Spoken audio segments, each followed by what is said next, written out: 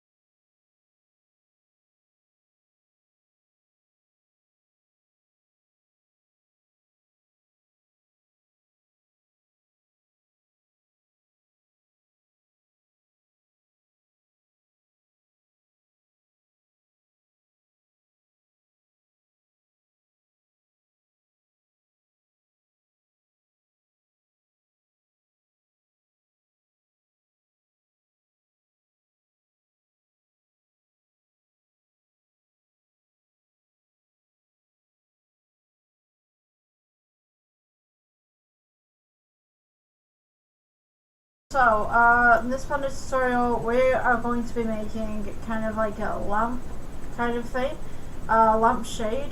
So we're going to go ahead and just delete everything right now. And I'm going to go ahead and add a circle. We'll start with that one.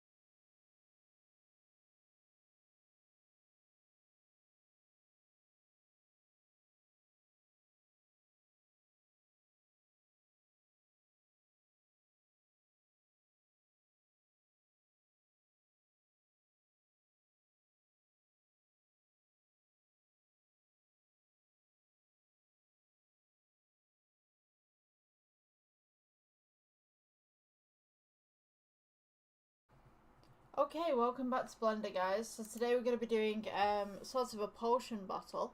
So what I'm going to do, I'm going to go ahead and delete the default cube, and we're going to go ahead and add a circle. So once we've got our circle, we're just going to make this a little bit bigger so it's easier to work with. And what we'll do as well, we'll go to edit mode, we'll press F for fill, E for extrude, and we're just going to make a nice little fancy base for this. So what I'm going to do is going to press 1 for the side view. Just going to scale this out just ever so slightly, E for extrude, and then I'm going to go E for extrude again, just scale inwards, and then E for extrude, E for extrude, and we'll scale outwards just at the side right here, E for extrude, and scale inwards, E for extrude. And what we're going to start to do is make the edging for the glass bowl that we're going to put into here. So we'll start going just inwards, E for extrude, scale in, E for extrude, leave it where it is, and then we're just going to scale in so that it's got like this nice little curve just at the bottom, and then E for extrude, and we'll bring it down, and then we'll just curve in the bottom ever so slightly. So this will be our base. I'm just going to shade this smooth. And then what I'm going to do is I'm going to go to add, and we'll get another circle again from the mesh. So circle in the middle, we'll go G, bring this up so that it sits just in the middle right here. We're going to go edit, F for fill. And what you want to do is go for 1 again, so side view, and then X-ray. So what we'll do, we will move this across just to here to follow the contour lines right there. E for extrude. Scale this in. You can follow the contrast lines if you'd like to, but if you'd like a smooth bottom, then you can do a smooth bottom. I'm just going to do mine like this, and then we're just going to go E for extrude just to bring it upwards in the middle. You know what? I might actually do smooth bottom because it actually looks a little better, I think. So I'm just going to go G. Just going to bring this in. Let's scale this in. Scale it in right here. E for extrude, bring it up. Scale it outwards. E for extrude again, bring it up. We're going to just scale it outwards. So it's got that nice curve. E for extrude, bring it up, scale it outwards. Nice little curve going on. Let's just pull that back a little bit. Then E for extrude, and we'll kind of just curve this outwards so that we've got that nice little bevel. Oops, no, I don't want to save. Let's go with scale. Hey, it'd be nice to save, but we don't want to do that right now. Right, so bring this up just into the middle. And what we want to do is just essentially make a jar going around the sides. So I'm just going to start straightening it up right here. Make sure that you kind of got an equidistance between these sides as well, because we're going to do like a little pattern going on the inside.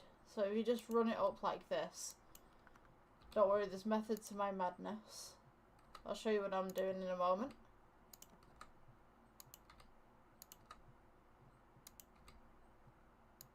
Just run it up down the side just here. E for extrude, bring it in. And then I'm going to do the neck of the bottle on this part right here. So we're just going to go ahead, just pull that in. Just pull this up. Make sure you've got this little lip around the outside. You got E for extrude, scale it outwards ever so slightly, E for extrude in the middle right there, E for extrude, scale it in, E for extrude, leave it where it is, scale it inwards just so it's got that nice little lip on top right there, and then from here we're just going to go E for extrude, bring it straight down, and you want to follow the contours of the lines on the inside. Now it doesn't have to be perfect, so we could go ahead and we could do something like this. Maybe warped glass, it's thicker in certain places than it is in others. Let's go ahead and just pull this down. and then you just want to round it off just ever so slightly at the bottom.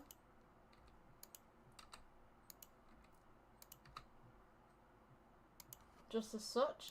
So, when we've got this, we want to right click, go back into object mode, right click, shade smooth. What we're going to do is we're going to go to render, let's go to cycles. Now this is going to be glass, so what we want to do is go new, and we're just going to type in glass on here. And what we want to do from here, principal BSDF, and we'll go to glass BSDF.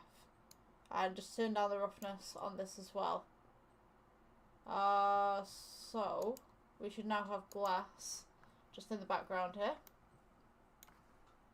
I'm just going to go ahead and add a plane, just so that we can see that a little better.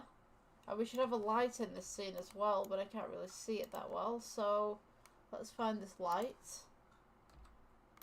Just bring this to the side.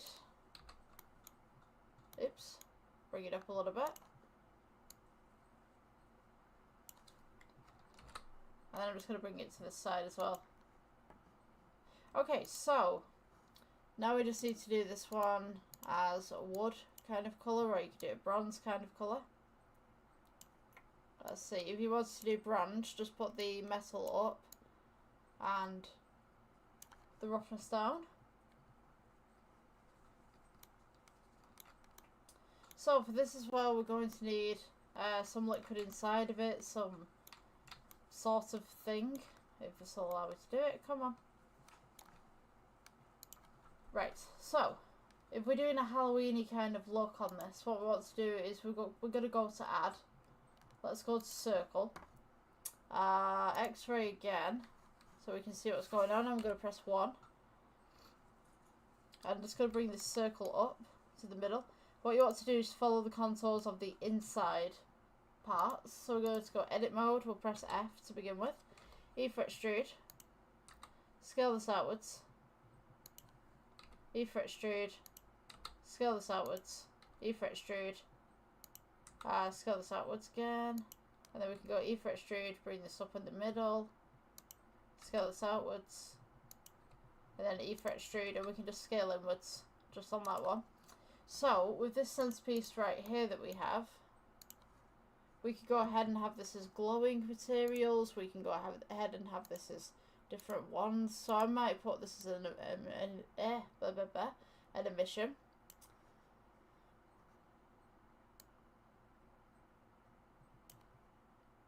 So we've got this kind of toxic green kind of liquid on the inside. And maybe we could just end it there. Maybe we could just have the toxic green on there. I'm going to edit the IOR though. Just kind of make it glass, but not quite as much. So yeah, that would be a little jar with some questionable material in it. Maybe, I don't know, maybe it's slime or something. I don't know. But yeah, whatever your imagination wants to put out there, I guess. So yeah, that will be the tutorial for today. I hope you guys enjoyed, and I will see you in the next one. Bye.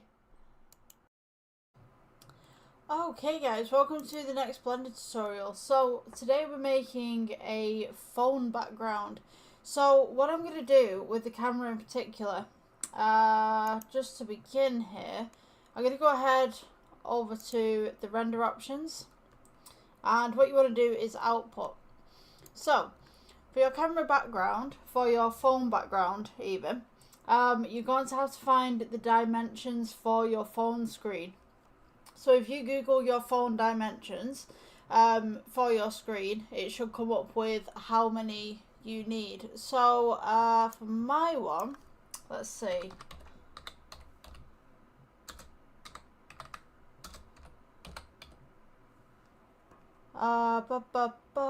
Let's go on screen size. So for screen sizes, for the resolution as well, you're going to want the pixel size. So my one is, let's go 1440 And then for the underside, I'm going to go ahead and go 3088. And the camera now is the exact size of my phone screen. So what I'm going to do is I'm going to go ahead and click view. I'm going to go for viewpoint and camera. I'm just going to go ahead and split the atom right here. And we can see what's going on with the phone right here, and we can also edit on this side. So what I'm going to do is go ahead and delete the default cube. I'm going to go ahead into the render section and go from Eevee to cycles. And what I'm going to do is going to add a plane and just scale it out so that it covers the entire screen. And then I'm going to go ahead and add in a UV sphere. And what I'm going to do is I'm going to press G, bring this up, to make sure that it's just sat just on top of the top right here. And I'm going to go ahead and shade smooth. So the next point that I'm going to do is go to Materials tab. We're going to go New. And the Principled BSDF will be changed to Glass BSDF. Turn down your roughness as well. So when we render this out, we should have a nice little ball going on. So what I'm going to do, I'm going to make this a little bit bigger actually, so it fits the entire screen. And I'm just going to bring this ahead, bring this to the front.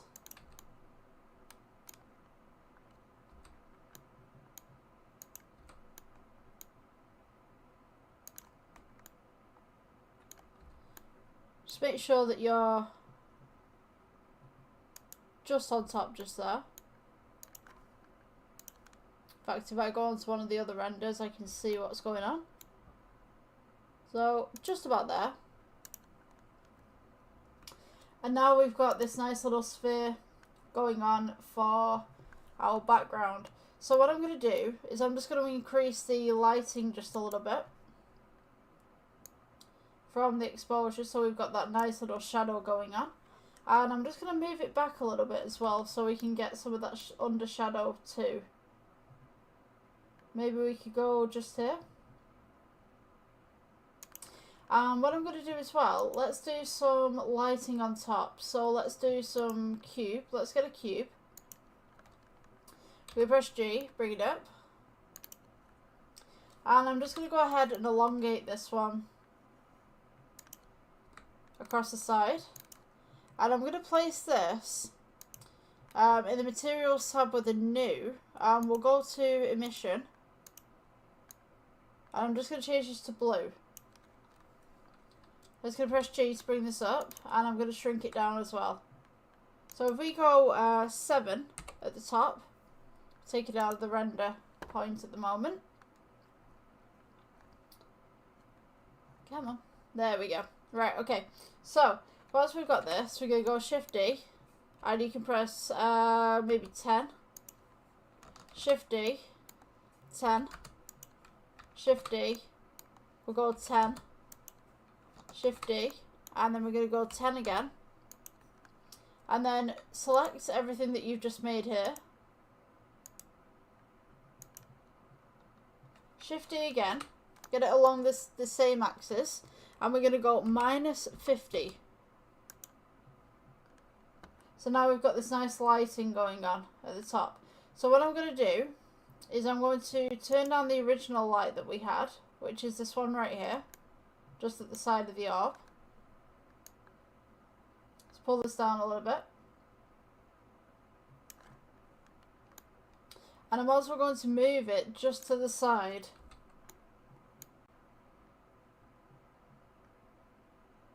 So we've got those nice little reflections coming in, but there's not too much light going around the outside. So the next thing I'm going to do is I'm going to go Shift D, just to duplicate that light, and then bring it over onto the other side as well.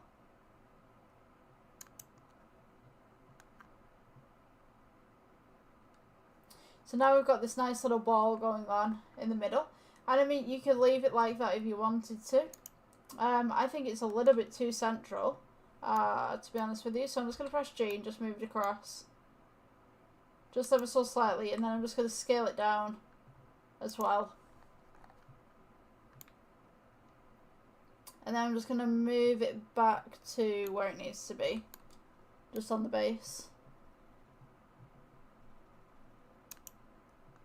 So, once you're finished, this is what you should have for your phone background.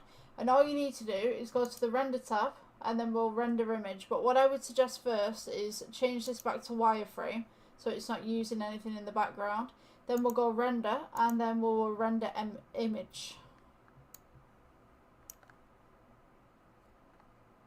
So this should take a while. What it will do, it'll do it in blocks. So it'll do the big block at the bottom here, and then it will do the top block at the top here. Depending on how your Blender is creating things. But just leave it to do what it does. You see the samples right here at the top. So when this reaches the sample level, or the roof sample, as I like to call it, the image will be done. And what you can do then is click image right here, and the save option should come up in the corner. Just click the save option, save it where you need it to be, and that's it. You're done. You're done. That's your phone background. If you enjoyed this tutorial, please like, subscribe. My channel's been having a little bit of trouble with some haters at the moment, and people just being absolute mooses. I don't know why. I don't know what's up with that, but yeah. If you guys can like, subscribe, share, that'd be awesome. I'll see you in the next one. Bye.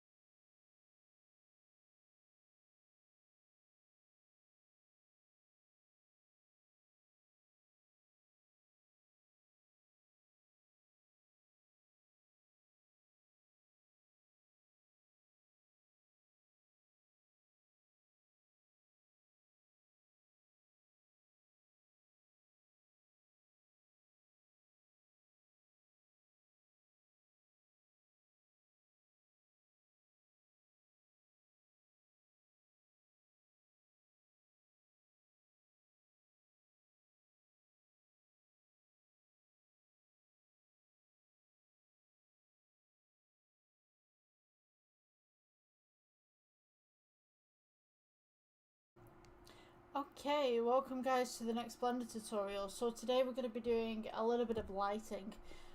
So what I'm going to begin with, let's just mosey on that down. What I'm going to begin with right here is I've got a cube. I'm going to press delete on this. I'm going to get rid of the lights just for the time being. And I'm also going to get rid of the camera as well. So what we're going to do, we're going to go ahead and you can use a cylinder for this, you can use a circle for this as well. I'm just going to go S and just scale this down and then scale it up. So this will be the base of the light. We're going to go ahead and go to edit mode. Select your faces just on the side here. E for extrude. Scale in. E for extrude. Scale in. And just leave it where it is.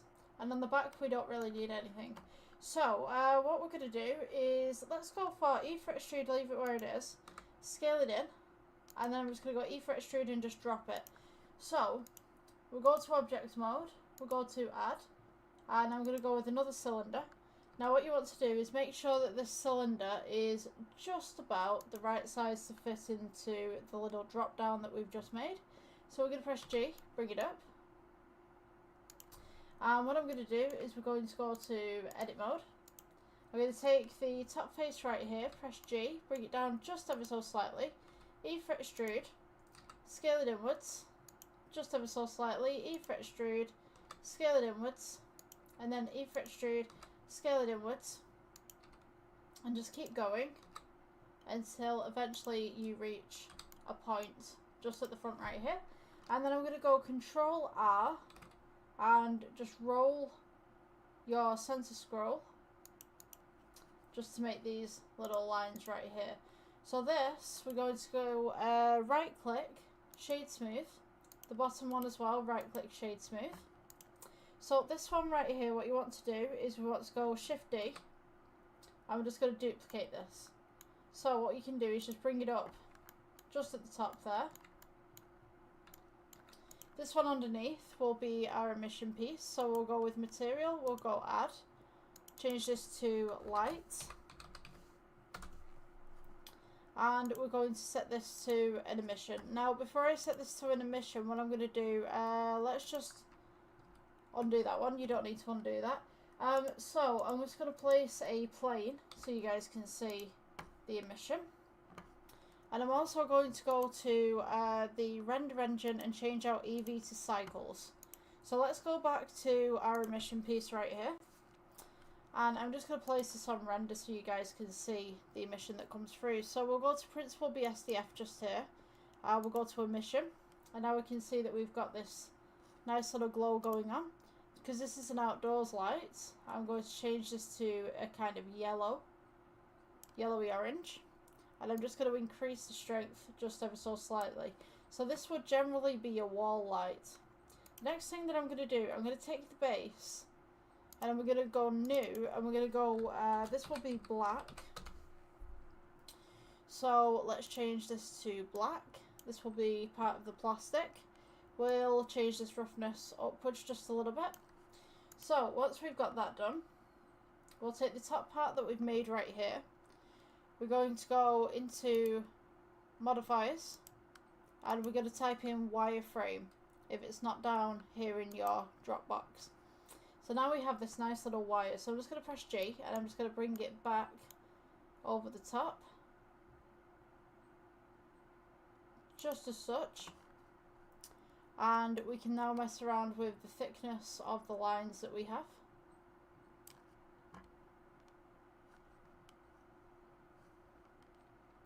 Just going to press G and just bring this down just ever so slightly.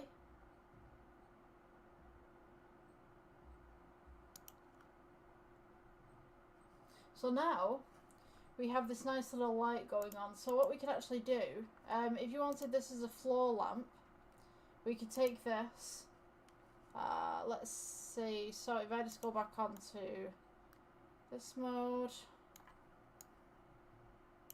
I'm just going to go ahead and select everything and just bring it up.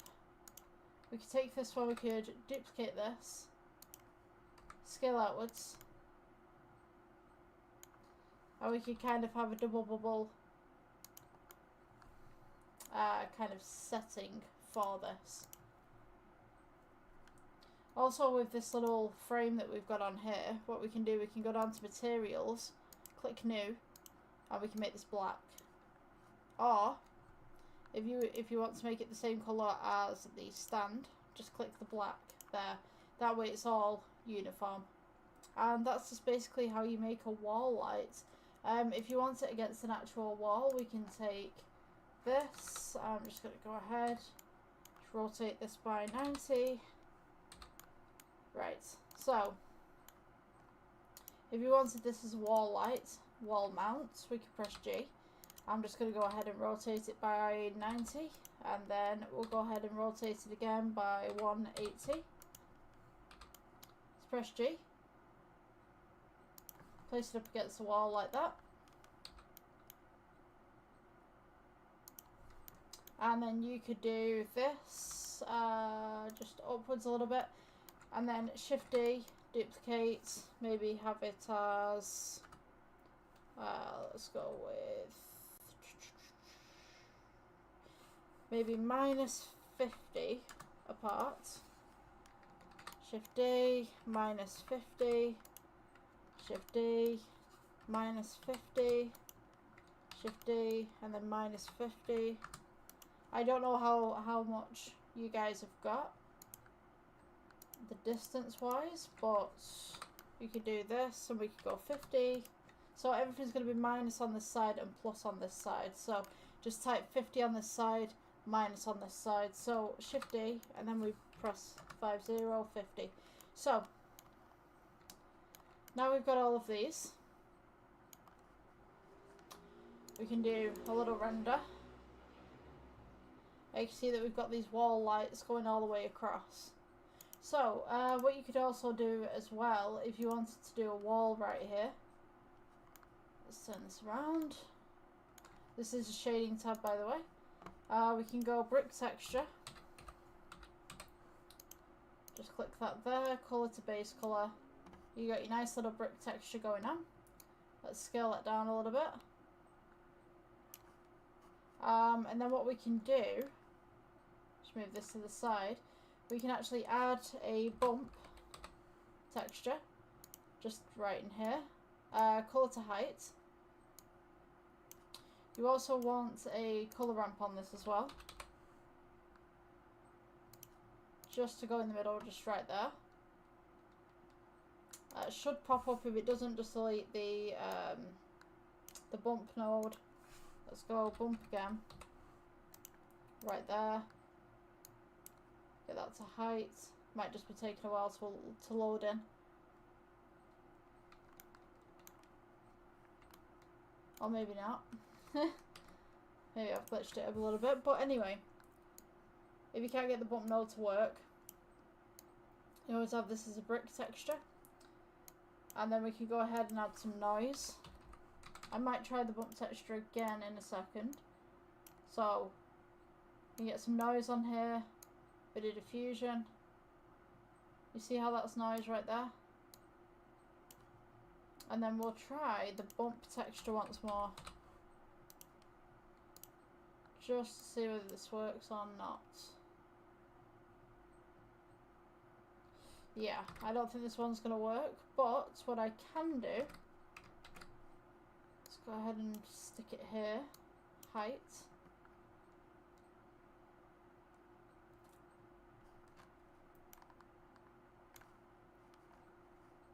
We can change this to the roughness, just in the background as well. Yeah, I'm going to get rid of that bump node and maybe just have the wall tiles just for show for the moment. So, let's go with layout. I got rid of the camera, didn't I? So, let's go with, where have you gone? Let's add camera. We'll go to view, align camera to view. We'll go G, bring this back. And what I'm going to do is I'm going to focus on this one right here. So if we go to depth of field, take this little dropper right here, select this, and then just lower the f-stop ever so slightly. And we should have this nice little blur that happens around the outside.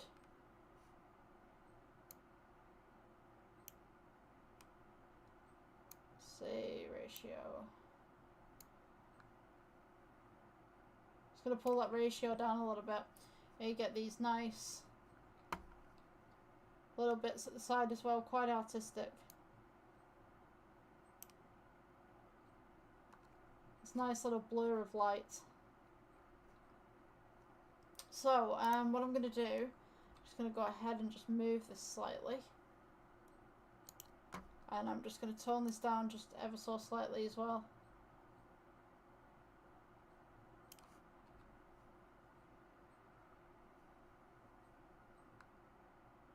I think that should be okay.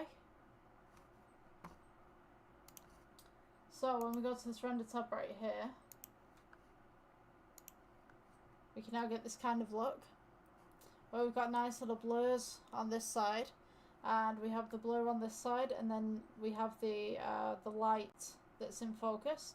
And usually I would say to give the brick a little bit of texture, but today it's not working for some reason. So that's the tutorial for today. I hope you liked. Yeah, I'll see you in the next one. Please subscribe.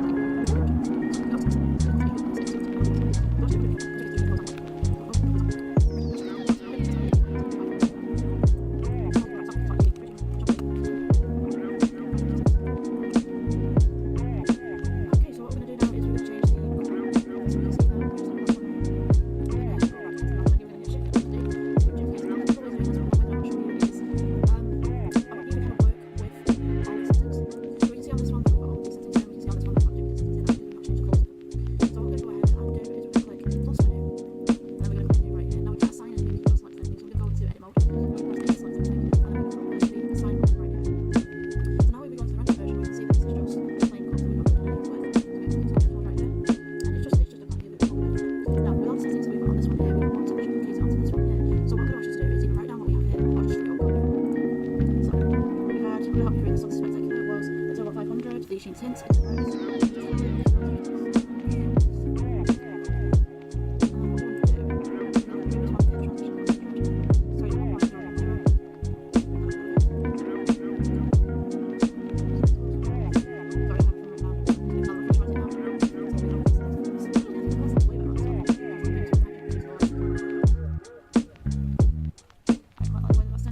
So let's go back to the original right here. We're going to go Shift D. Let's go move this back. We're going to copy the same parameters.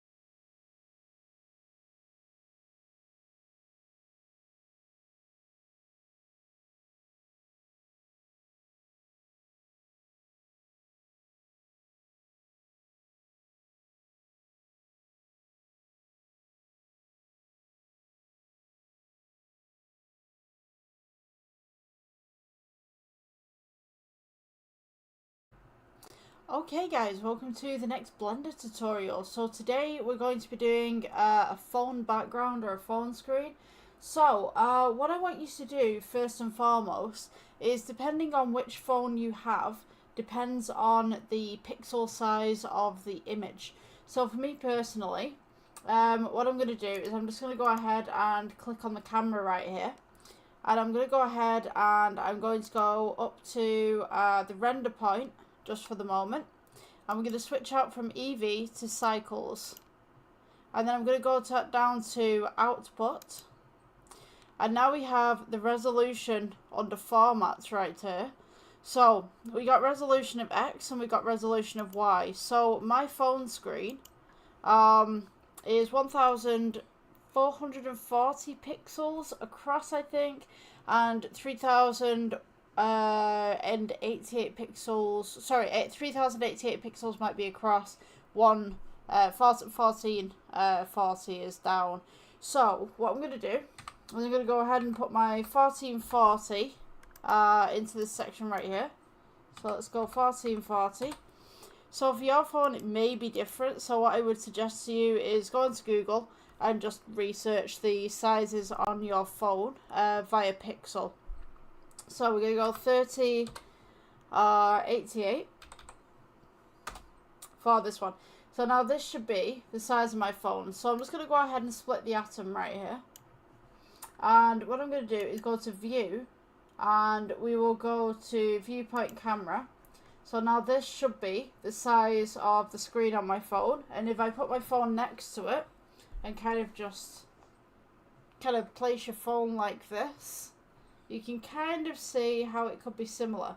So if anything is a little bit too small or a little bit too big, maybe question that and check your pixel sizes. So obviously it's not going to be the same size as your phone on the screen, but if you kind of get the amount away, you can roughly see what's going on there. So with today in particular, we're going to be doing some different coloured balls on a plane. So what I'm going to go ahead and do is just delete the default cube. We'll click delete on there. I'm going to press 7 to heaven. We go straight up. And what I'm going to do, go to the tab at the top right here, and we're going to go align view, camera to view. So now we've got this downwards kind of view going on. So what I'm going to do is I'm going to go ahead and add a plane so we can get the rough sizes right here. So if we go to edit mode and we go to side selects right here instead of point select, we can go ahead and press G to bring it up, make sure it's along the same axis. And I've forgotten to actually screencast keys for some reason. They weren't on there. Right, so we're clicking the bottom right here, and we're just going to press G, bring it down. Hopefully you guys know many of the commands for Blender. If you don't and you're new here, hi, I'm Becky. Teaching people for the last year, I guess. I'm just going to do it about that size. You can do it a little bit wider if you want to, so you're outside of the camera, so this would look, oops, something like this. So you can actually see the camera on the side. So yeah, I've been doing YouTube tutorials for maybe about the last year, on and off. I was supposed to be doing one a day, but then life just decides to be life, and unfortunately I couldn't do one a day. So yeah, okay, so once we've got this all sorted right here, we're going to start to add the balls in. So we'll go back to objects mode, because if you add spheres in whilst you're in the edit mode, it will become kind of one object. So we need to go back to the objects mode and then add the next part. So if we go into mesh, go to add mesh, and then UV sphere. So once we've got this, right click, shade smooth. Just going to go ahead and mosey this on just over here for the moment, so we've got a little bit more space to work with. And what you can do, you can have this sphere right here. We can go G and we can bring it up. You can have these right here, or you can have these underneath. To be honest with you, I'm going to do about halfway for this particular project. And what I'm going to do is press 7. Let's go with press G. I'm just going to move this across. So it's like this, yeah? We're going to go Shift and we're going to go D. And we'll bring this up into the corner. And you can have these off the screen a little bit if you wanted to. Shift D. And you can kind of mess around with their positioning. I'm just going to go ahead and just move these to the side. And what we can do here, move them to the side, we can press G, we can move them down a little bit. It doesn't matter if they're off the screen here, that's fine. Let's go ahead and click this one. We'll press G, we'll bring it across. Just going to go ahead and duplicate that out. And then we can take, say, these 3. Just press Shift as you're clicking them. Shift D, move this across. And then we can go ahead and press G and just move this down. Now you'll notice that this one is kind of pushing in on this one right here. So all you need to do is just click that one. Just bring it up to another position, wherever you want it. I'm just going to move mine to the side right here.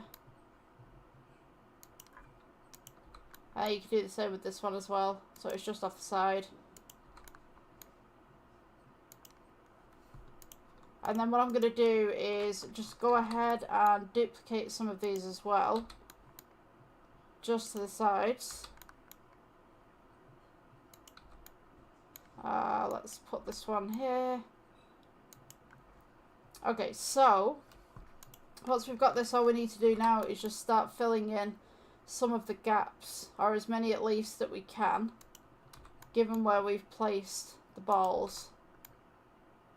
So this might be a little bit fiddly at first, but it's okay. You know, this is how it is.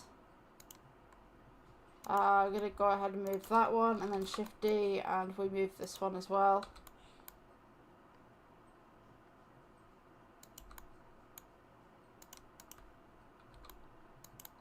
Let's see. Put that at an angle right there. They don't have to be perfect.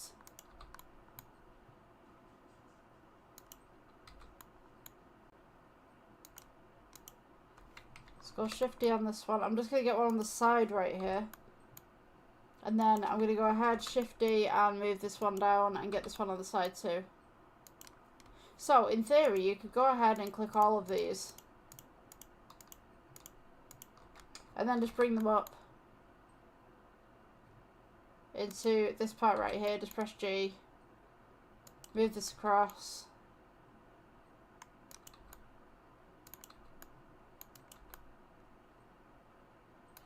And we can go ahead and just put them here. And then I'm going to get rid of this one. I'm going to get rid of this one. And then I'm going to just take this one. Just move this down to here. Put the G. You know, I'm going to actually move this one down here. Just off the side.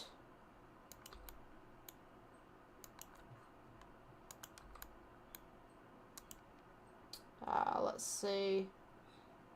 Yeah, I'm just trying to make a nice little pattern going on here. Or at least something of akin. Move this down. Move this down. And then maybe we can select some more of these in the middle. And just bring these up to the top. So let's go Shift D. Bring these up. Kind of get to where we need to be. I'm going to delete that one because it's intersecting. This one because it's intersecting. That one because it's intersecting. Yes, yes. Let's move this.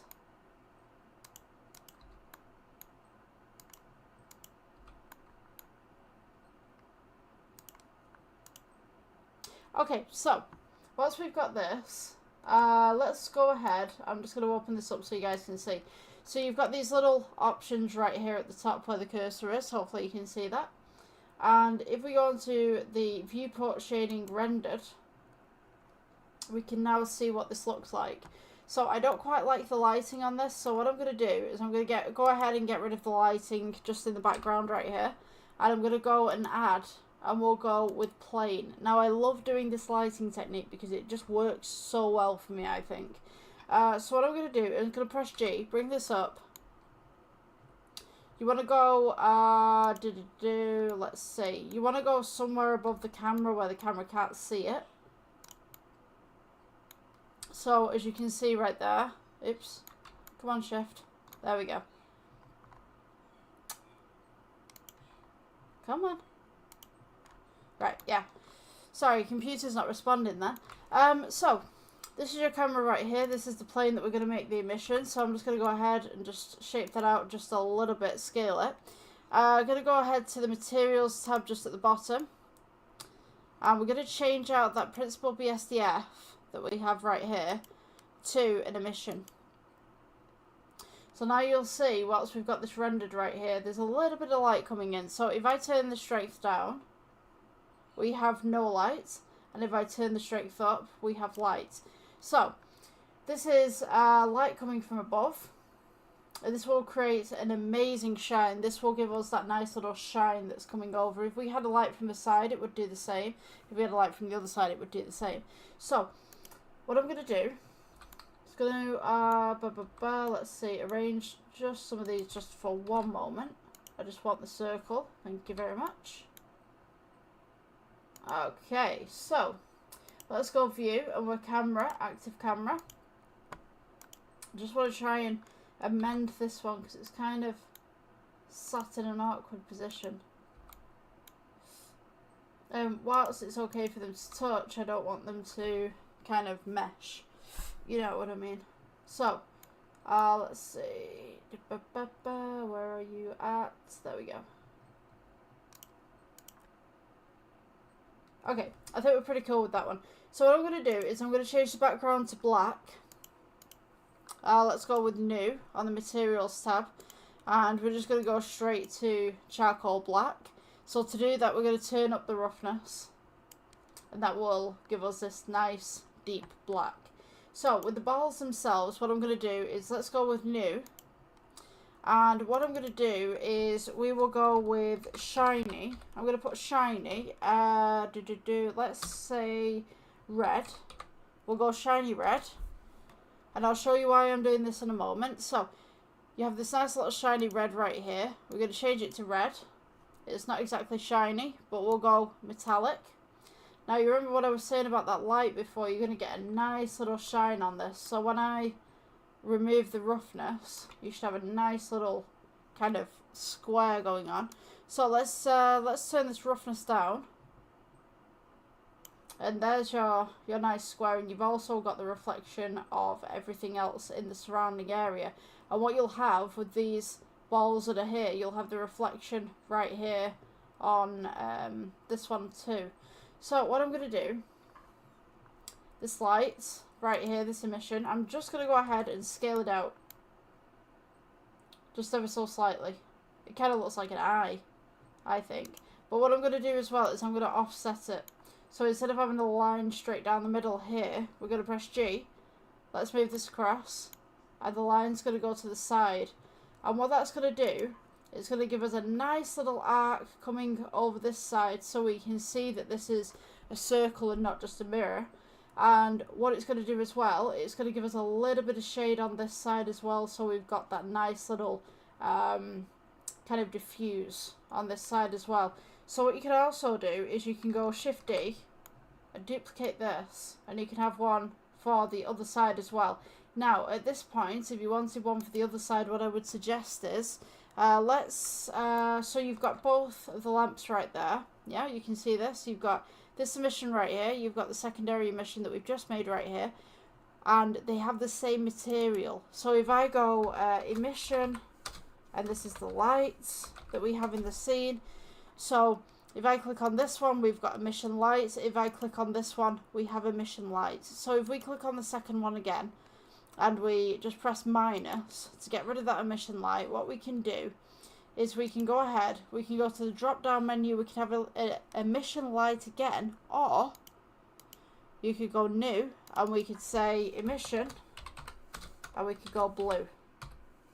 Since the balls are red, we don't want to put too much red into the scene because all you'll have is red. So maybe we will want to work with our opposites on our colour spectrum, yeah? So, from this point, we're going to go, this is the emission blue that we've already signed in right here. What we want to do, go to Principal BSDF, we will change this to emission, and the colour, of course, will be blue. Now, I like my royal blues, they look the best. So what we're going to do now, emission blue, and if it doesn't change, we go to edit mode, and we're going to click assign. So, this emission isn't very strong at the moment, so I'm just going to turn this up a little bit. And now you see that the blue's coming through.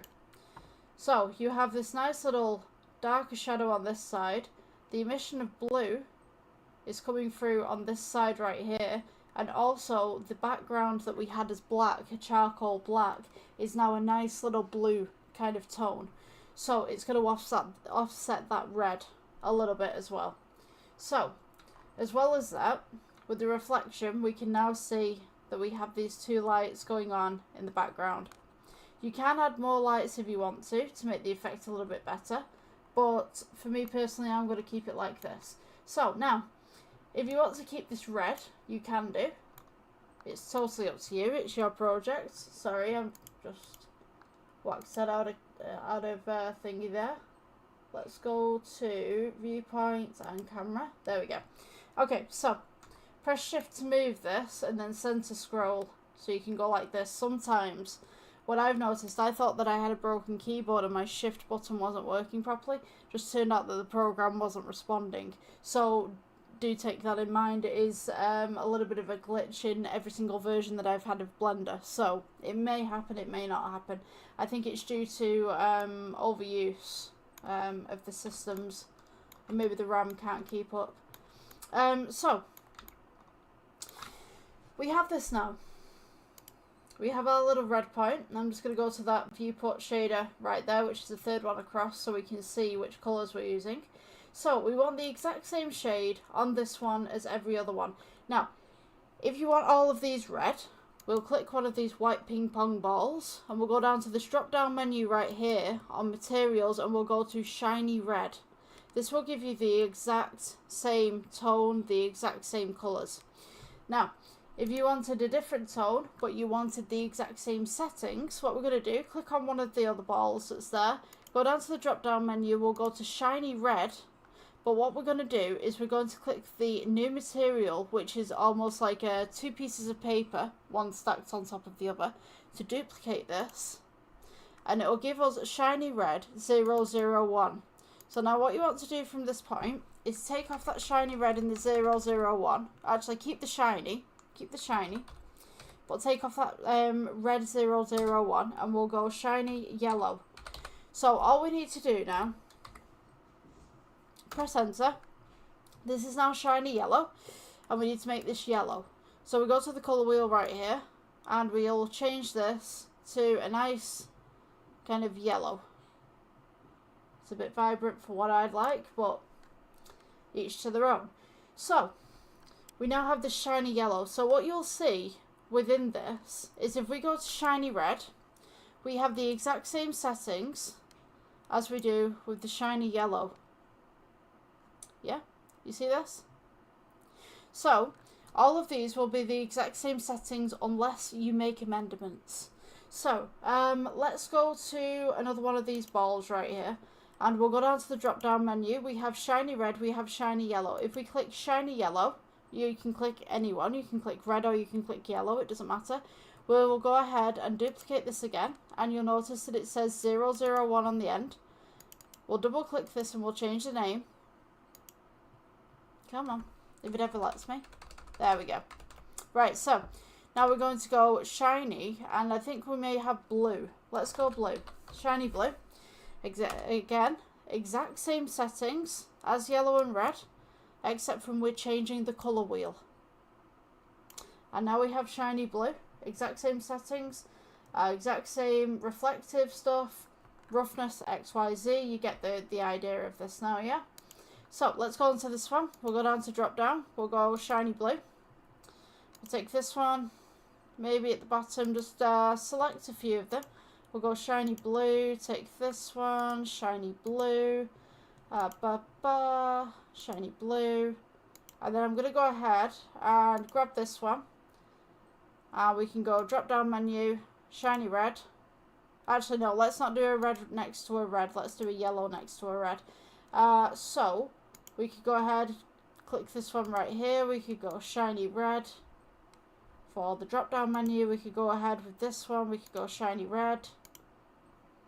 Drop down, shiny blue. Yeah, you get the idea. So, I don't quite like the blues because I feel that it's too much with the background. So, if you want to change your blue, let's go. So, if, say, we didn't like that blue that we've chosen and we want to go with the green instead, and we've chosen all of these different parts right here, right? It's a problem. It's a problem because we've done so much work, right? Easy trick for you, right? We change this to green. We pull this and we change this to green. So we change the name to shiny green and we go to the colour wheel and we will select green. And now our project is saved. We don't have to backtrack everything. Everything has gone green now. It's fine. Right? So, shiny green. Let's go. Let's make an orange. So, let's go to the drop down menu. Let's go to yellow. And we will duplicate. And we will change that yellow to orange. So, I thought I'd teach you that little trick as well, just in case you make a mistake on anything.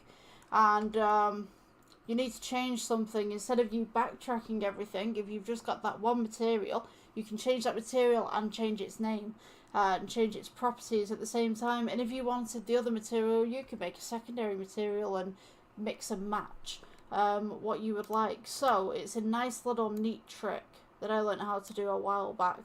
So now we have this nice little shiny orange, or we should have shiny orange, although it's all turned to, I think I've just been talking. Let's backtrack that a little bit. Yes, I've been talking to you a lot. So we got the shiny yellow, we duplicate, yes, shiny yellow 001. That's because I'm nattering and I'm not paying attention. Right, let's get rid of this yellow 001. If you picked up on that before I did, congratulations. You're paying attention to what I'm telling you. So, let's go with shiny orange.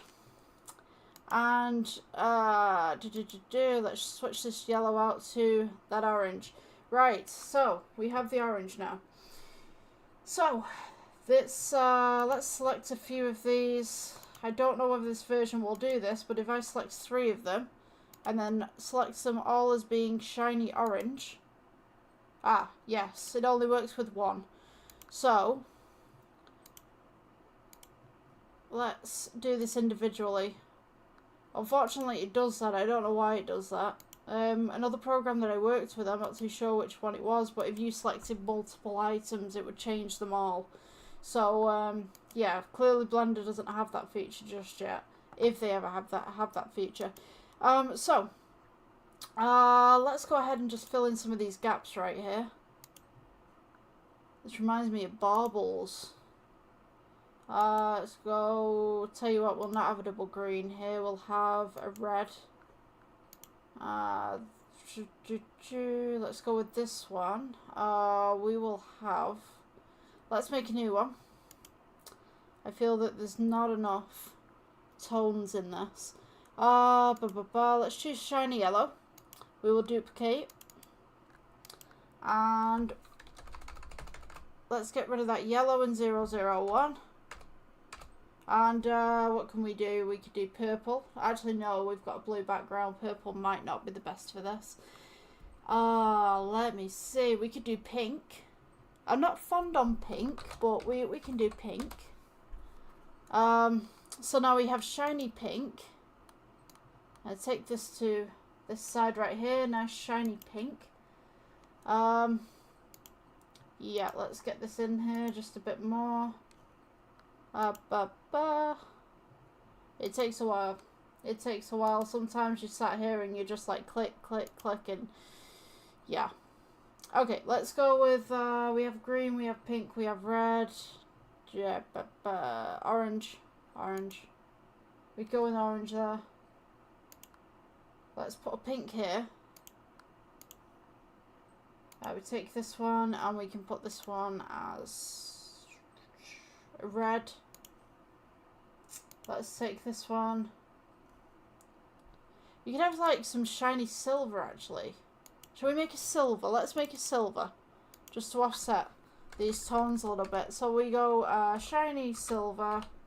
Oh, duplicate. Duplicate. I don't think I duplicated. Hold on. So, let me see. No, I didn't. Right, 1 second. Right, shiny yellow. Duplicate. Yellow 001 at the end. And we will go silver. Come on. Oh my gosh, too far. Silver. It's deleted most of my stuff because I call it ghosting within computers. If computers can't catch up after a certain amount of seconds, they kind of ghost. So it's like if you delete something on a document, it kind of goes like this rather than responding in time to what you're pressing. So I think my computer's got a little bit of an overload. So, well, I'm recording at the same time as being on Blender. I'm not surprised it's got a little bit of an overload. So we're going to do shiny silver. Let's go with this base colour right here. We want to go white. And just bring this bar down at the side to grey. And this should give us our nice silver toning. So, the next one that we can do. So we can go ahead and put a silver on this one. So we will go shiny silver again. Come on. Put this one down here as shiny silver. Let's go ahead. Put another silver in this one. And maybe we could change this one to a gold. Maybe we could have like a gold colour, so maybe an orange. An orange would be great right here. So you'll notice as well, you can't really see what's going on in this image. It's very dark, right? So, what we can do with this, we have an emission here, we have an emission here. So we can go ahead and take this one. We can turn this tone ever so slightly up. It's going to make your background grey. But to offset this, we have the blue right here. So we can also turn this one up as well. And this will give us a nice little blue kind of haze, little blue shadow, stuff like that. And what we can do as well, that I kind of want to try out, I'm just going to go ahead and just put this to this setting right here. Let's take the plane underneath that we have, press G, bring it down. You'll notice it goes a little bit smaller than your screen size, that's fine. We can press S to scale out. What we can do is all of these walls that you've made, make sure that they've all got some sort of tone to them. Obviously this one right here doesn't. Let's go shiny silver. Just put it to something random, like green or something like that. So, and then we have this rogue one at the side, I'll get rid of that. Let's box select. Just click and select them all. We're going to go Shift D, duplicate, bring them down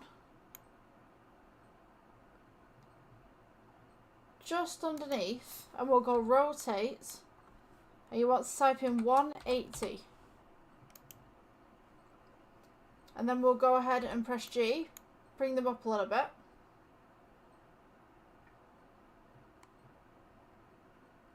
Just so that they're underneath, and it kind of fills the gap at the back. This is something if you want to do this. And then we can go ahead and select these two again. And we can go Shift D, and we can kind of duplicate them underneath as well. So it looks like, when you've got your phone screen up, that you've got kind of a box of balls of different assorted colours and stuff. So you see this one where you've got like kind of red tone here, red tone here, red tone here, red tone here. We take this middle red right here. We go down to the drop down menu and we will put this as a green. Let's see, where else do we have this? We have a lot of reds right here, so I'm just going to go ahead and change this red to, say, yellow. And we could go ahead and change this red right here to a silver. There we go. This purple, purpley pink. You could go with an orange. So, the end result, we should have something like this. What I'm going to do, I'm going to take the plane that we have at the back right here. I'm going to make it an emission. So let's go Principal BSDF, emission. And we can kind of tone this up just a little bit.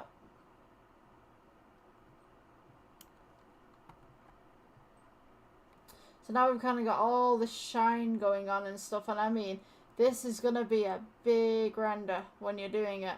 So what I'm going to do as well, let's go ahead and change this grey background to a white background. Maybe we could try that. So go onto your world settings. We'll go for a colour right here. And we'll just change this up. And now we've got this nice little colourful background going on. And I've got some gaps just at the edge right here. So what I'm going to do, let's take, out of all of these rows of balls that we have, let's go on the second one. What I'm going to do, Shift D, just to duplicate those again. And I'm just going to place them roughly at the top. Just here. And I'm going to try and fill in the gaps that I have. So let's take this red one, let's press G, bring it forward.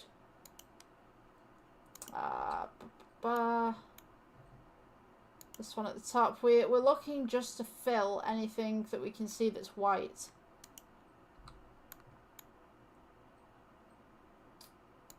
I put that one there. Just fill in that gap. I might actually shift duplicate that one. Just go across the back. Let's go ahead and place a silver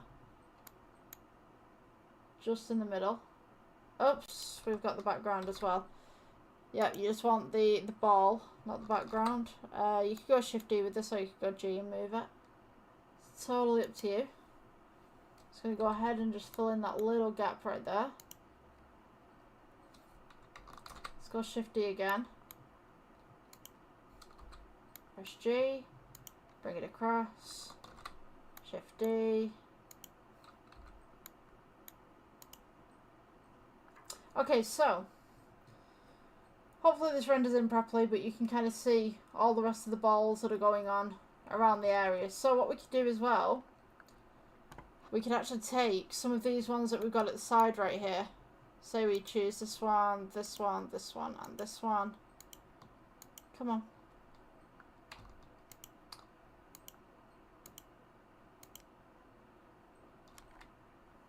Okay, I'm just going to take it off the render just for 1 second. Being a little bit slow with me. So you want a little bit of reflection on the top. So if we just choose some of these, press J, bring these up. And also I want a little bit of diffusion as well. So if I just place these in front of the camera, I just bring them down. So they're roughly at different levels right here. What we can do is, let's take this one. Oops. I'm going to keep this one in the corner right here. So, when we've got our balls right here, I'm going to go ahead and press G, bring this up. But I'm going to get it so that it's just in the corner right here.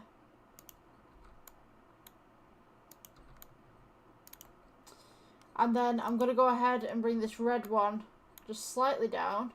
Actually, no, I'm going to bring the red one just slightly up, just about there. This silver one right here will bring down to a point. That should be fine. So what I'm going to do, click the camera itself. Camera's right here if you can't click this bit. I'm going to go to camera. You want to go depth of field, click it, check that box, get the drop data. And what we're going to do is select one of these balls that's in the middle right here. So you want this row right here. So when we put this onto our render bit, of course the orange box is our screen that we have. We're going to go ahead and go for the f-stop and just turn it all the way down, and you'll see that these balls right here are out of focus, and these balls in the background are in focus, and the balls in the background are out of focus. So this is going to give us our depth of field. So you should have something like this. So you've got all these nice little shiny balls, and then you've got this. What you can do, it's almost like the balls are kind of falling in on each other, so you can see the reflections as well in the background of all these balls kind of falling down. So it almost looks like you've got a box of balls on your phone screen, and people are just like throwing the balls into the box. So this is the blurred bits. Now if you wanted to animate this, you can do. Depends on your phone type, because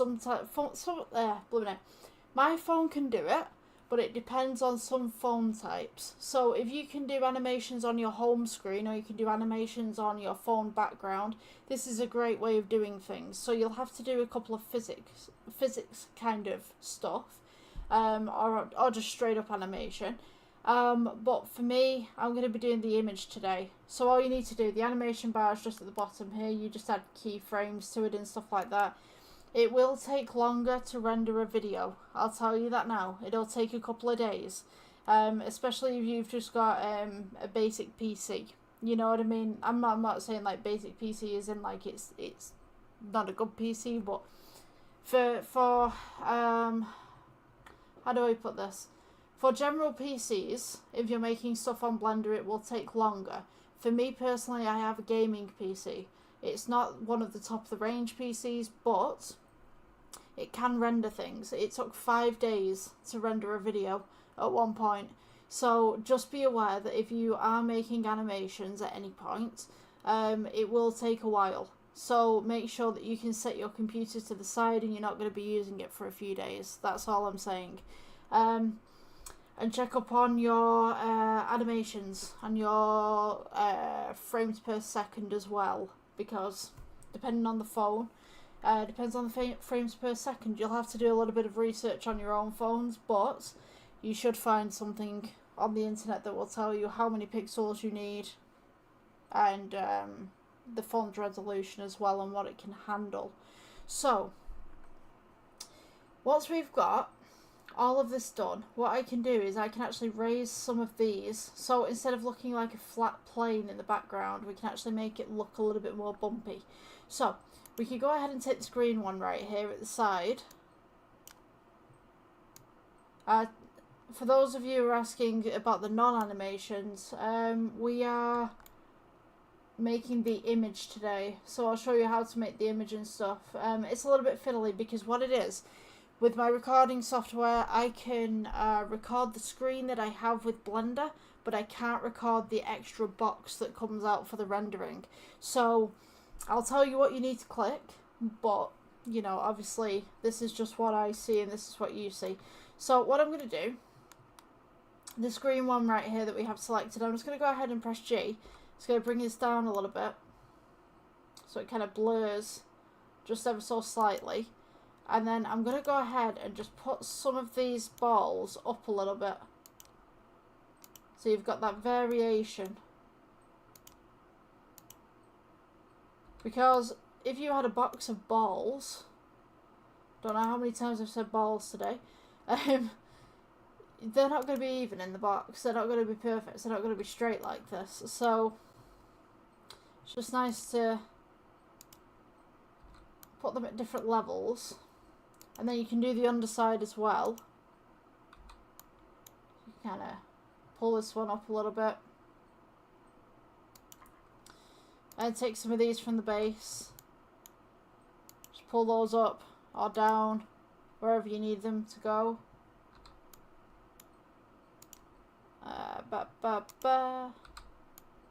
Ich liebe es. Sorry. I spent a couple of years in Germany. Well, not a couple of years, but like, you know, I was like going to and from Germany on holidays for a few years.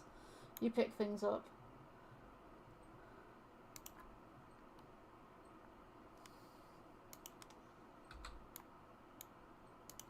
Right, okay. So, once you've got this, got this nice little kind of montage of balls.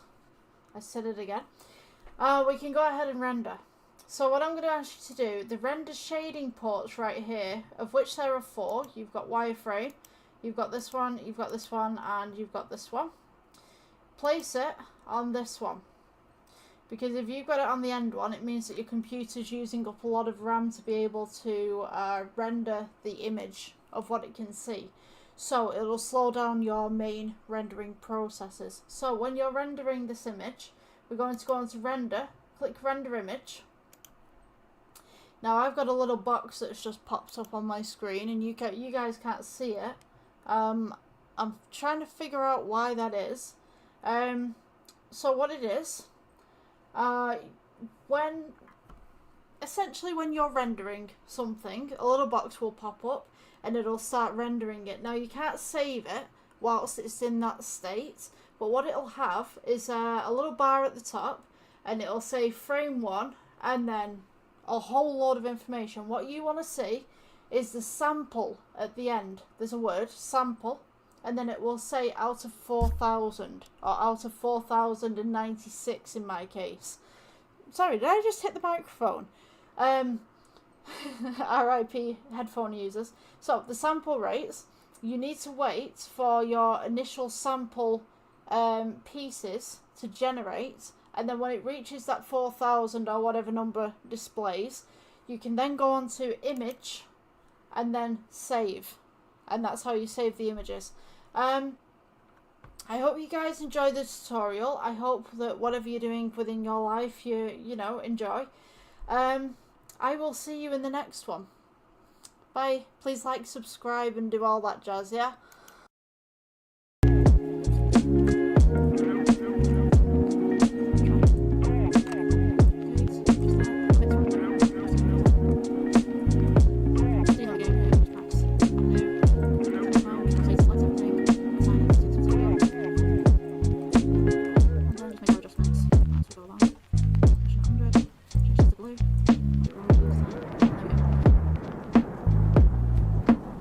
Tutorial I might actually do a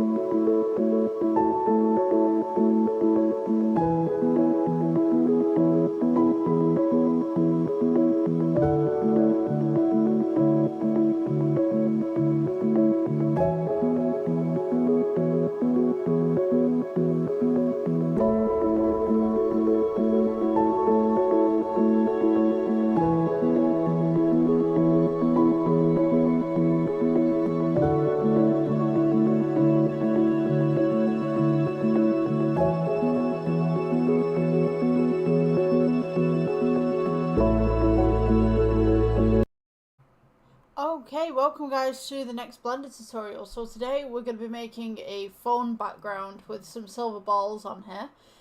So what I'm going to do to begin with is I'm going to go ahead and select the camera. And what we're going to do, we're going to change the parameters for the camera regarding how tall it is and regarding the pixel length on the side as well. Primarily because we're going to be doing these phone backgrounds for specific phones. So what I'm going to ask you to do is find out which phone you have. If you know what phone you have, then this is going to be easy. But go to Google and ask Google what the size is for your phone screen. And what you want to find is the resolution, which is the pixels. So for my one personally, we're going to go with, I think we're 1440, so 1440. And then for the y-axis, I am 3088. And that should be roughly the size of my phone screen. So if I go to view and just go on to cameras, active camera, this should roughly be the size of my phone screen. Now, given that we're doing these effects, give or take, you should be able to get this onto your home screen. So as long as you've got the exact same amount of pixels, don't copy my one because your phone might be different. But yeah, just find out what your pixels are, put them into the X and Y just here, and then we should begin the tutorial. So what I'm going to do, I'm just going to come out of here. And I'm just going to go ahead and just delete this cube right here. And I'm going to go ahead and add in a plane. I'm just going to go ahead and shape this out. So if we press 1 on the number pad, we can go side view. If we press 7, it will go to heaven. 7 to heaven kind of thing. So I'm going to just go ahead and move myself out of the way so that we can do this tutorial as well. Bup, bup, bup. Okay, so now I've been moved out of the way, what I'm going to do is go to view, and we will go align view and then camera to view. So this little square right here is our camera, and this is what we're going to be able to see when we press for render. So, sorry, just putting my little notebook away. I'm just going to press G and just bring this back. Just ever so slightly, just drag this back right here. So what we want to do for this tutorial in particular is we want a load of silver balls essentially. So what I'm going to do with this is I'm going to go ahead and just get rid of the lighting at the moment. I'm just looking at my notes here. Right, yeah, I'm just going to go ahead and get rid of the lighting. So that's one less thing that we need to deal with. Okay, so we're going to go ahead and add, and we'll go to UV sphere. And what you want to do, right click, shade smooth, and this is a super easy tutorial. So I'm just going to split the atom just for 1 second so you guys can see what's going on the side. So we're going to have this ball. You can have it halfway through, or you can put it at full length just like this. And what we're going to do in the side right here, so let's go to the materials tab and we'll click new. And we're going to make this metallic, take down the roughness, so that when we render this, we should have a shiny ball right here. At the moment, we're not on cycles, so we're going to go render, and we're going to go Eevee, and we're going to switch that up to cycles. So, whilst there's no light in the area at the moment, this will be a shiny ball. So what I'm going to do, I'm just going to go ahead and just add light so you guys can see what's going on, just for the moment. So let's go light and we'll go pinpoint, and I'll just pull this up a little bit. So with this particular object, if we go back to materials, the metallic is up. Should have on the render a kind of shiny look to it. If we go into this render right here, we can see that we have this. So we know that it's shiny, it's just the lighting hasn't been put in properly at the moment. So I'm just going to go ahead and delete that light. And what I'm going to do is I'm just going to arrange this in various places all the way around this canvas. that we have right here, and you can take these, you can select them both with Shift, and then we're going to go Shift D, and we will just bring these, whoops, we don't want to bring those up. Make sure that you're not tagging the back as well. So Shift D, and we'll just go ahead and bring these down.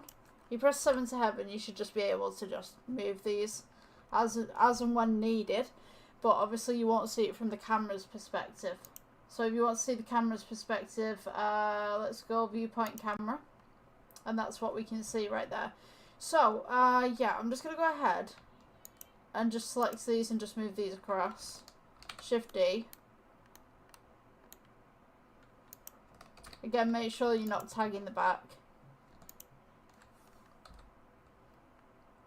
Let's move these just across there. Shift D. And I'm going to go ahead and rotate some of these as well. So you've got different patterns. It doesn't matter if they come off the side as well. We can clean that up later. So you can take these ones, you can take this one, and this one, and you could actually press S, shrink them down a little bit. You can just have them sitting in between these ones. So the idea is that we're filling this canvas, and then eventually we'll just have little ones in between kind of thing. So let's take these three. Let's morph these up a little bit. Maybe put them there. Maybe we'll take these ones down as well. Just to this bit. Take this selection right here. And then we can rotate it, maybe 80 or whatever like that. This is your canvas, you can do whatever you want with it. Maybe we'll just bring this down to about here. The idea is just filling it, really. Just fill the entire canvas, just select random ones. Shift D. I'm tagging the back again. Let's go Shift D. And then we'll bring these across. It doesn't have to be organised. Just make sure that at the edges right here, you see that where this one is going into the other one, we'll just move this to the side. And then we'll take random ones and we're just going to shrink them down. So I'm going to go Shift D again. Let's get that background off there. I'm just going to go ahead and shrink these down into little ones.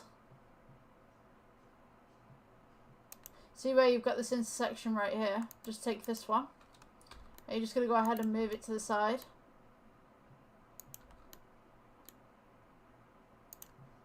And then maybe move this one to the side. Maybe make it a little bit bigger. Just to fill that gap.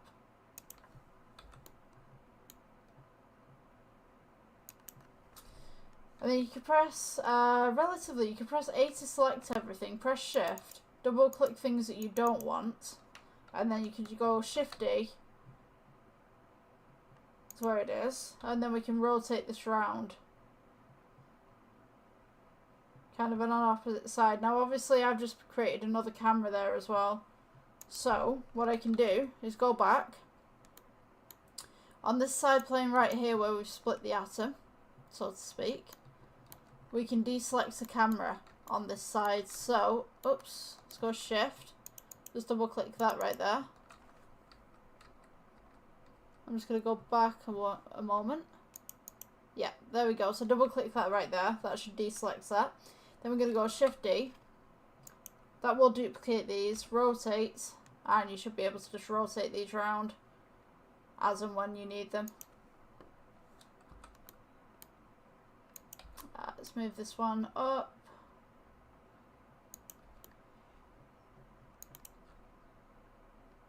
Then all we need to do from here is get these intersecting ones. So this one here, you can bring this up to this point right here.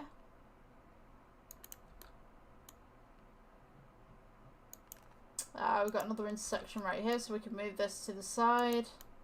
Just bring this down.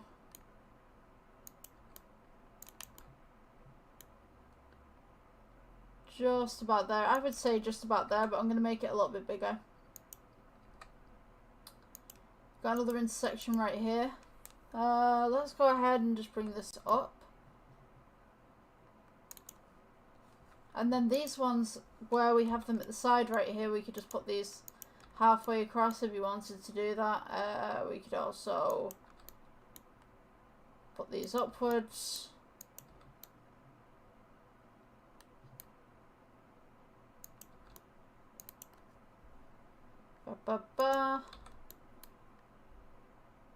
Put this one here. Some little ones coming off of the side here. This might take you a while just to do this, but it's all good, you know what I mean? It's all part of the process.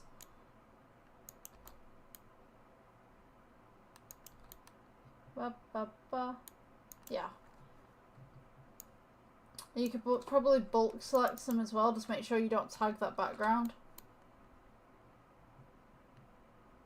You can bring these down and in.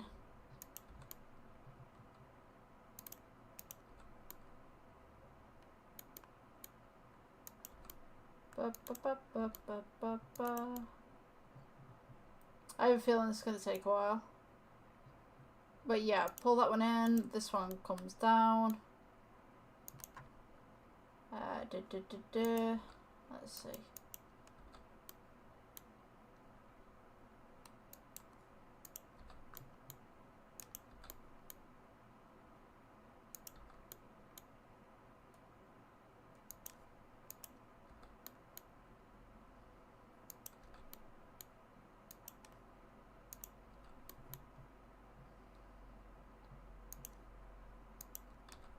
So you see that I'm just fitting everything into a space wherever it will go. Just kind of move this across. You can fill the whole space, or you could just leave it the way that it is. It's totally up to you. You could have many marbles, you could have just a few. But primarily for a background, it's totally up to you, whatever your style is. Just going to go ahead and make that a little bit bigger. Let's take these ones in as well.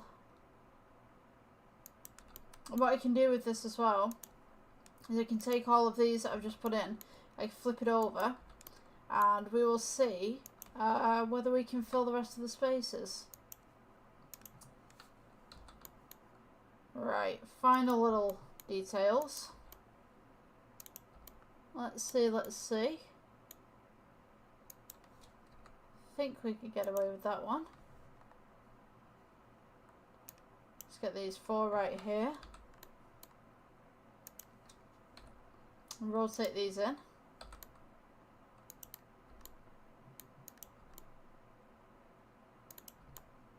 Dip, dip, dip. I think that one's intersected a little bit, but that's okay. We can edit that one.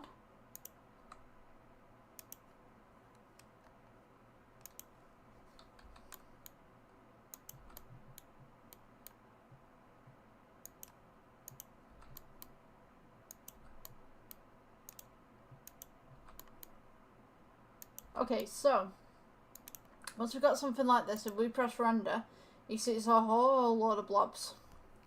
So we're going to need some lighting in here. The best lighting that I can do for something like this, if I just go ahead and squish this down, is to make strip lighting. Now, strip lighting is one of the best that you can do, in my opinion, because you just have so much more control over it. So with this in particular, you can use a cube or you can use a cylinder. I generally use cylinders, so I'm just going to bring this up and I'm just going to rotate it by 90. And then I'm just going to press S for scale and bring it across. And then I'm going to go ahead and place this on one side, smooth this out. And then I'm going to go ahead and Shift D, and we'll duplicate this over the opposite side. So we're going to go New. We'll go to Principal BSDF in the corner right here, Emission. And with this, oops, if it'll let me, you can change the colour on this. To whatever you need it to be. So if we go to the render tab right here, we can now see that we've got this nice little strip lighting coming up on one side of all these circular spheres. And if we take this one and we go principal BSDF and we go emission and we go for something like blue, we now have a blue side to this. So what we can do as well, we can turn up the strength. And then we can turn up the strength on this side as well. So you'll notice that these balls as well, they're pretty grey compared to what you would like it to be, kind of thing. So what I'm going to do is I'm going to go for the background. And we'll come here, which is the world properties, and we'll change this grey to a white. Now we have all of this. So we've got to look at the texture right here. So the materials tab, we can go over to here. We want to make this more silver. So just pull it down a little bit. You've got 100% metallic on this side.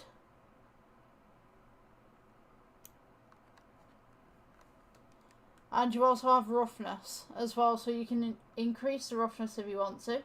You can decrease the roughness. You can also mess with the alpha as well. What I'm going to do as well is let's go ahead and add.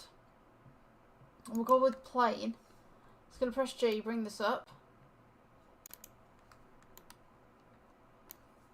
And I'm just going to scale it across. Come on. It's not letting me. Oh, there we go. Right, okay. So go ahead and scale this across. And I'm going to have small little lights on this. So we're going to go principal BSDF and we'll go emission. And you can turn this up if you'd like. And I'm going to go ahead and just go Shift D. I'm going to press 1. Maybe we can do 10. So Shift D, go across, press 1, 0. And then Shift D, go across and press 1, 0. And for all of this, we can just select everything right here. We can go Shift D, and we can just go, let's go 40 across. If you select everything again, we can go Shift D, go across, and go 80. So now once we've got this 80 going on, we can go ahead and select all of this again. And we can take this, we can go Shift D. Oops. Take this again, go Shift D. Go across the same axis, but this time we're going to go minus 160. So we've got this nice little thing going on across. Now if you want to take all of these and elongate them, you can do.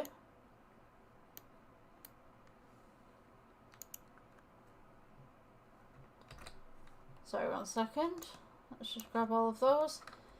Okay, scale and elongation. It gives it this nice little lines kind of going across it. So now, if we work with the texture on the silver, what we can do is we can change this background right here, the plane that we have underneath, to a darker tone. Pull up the roughness.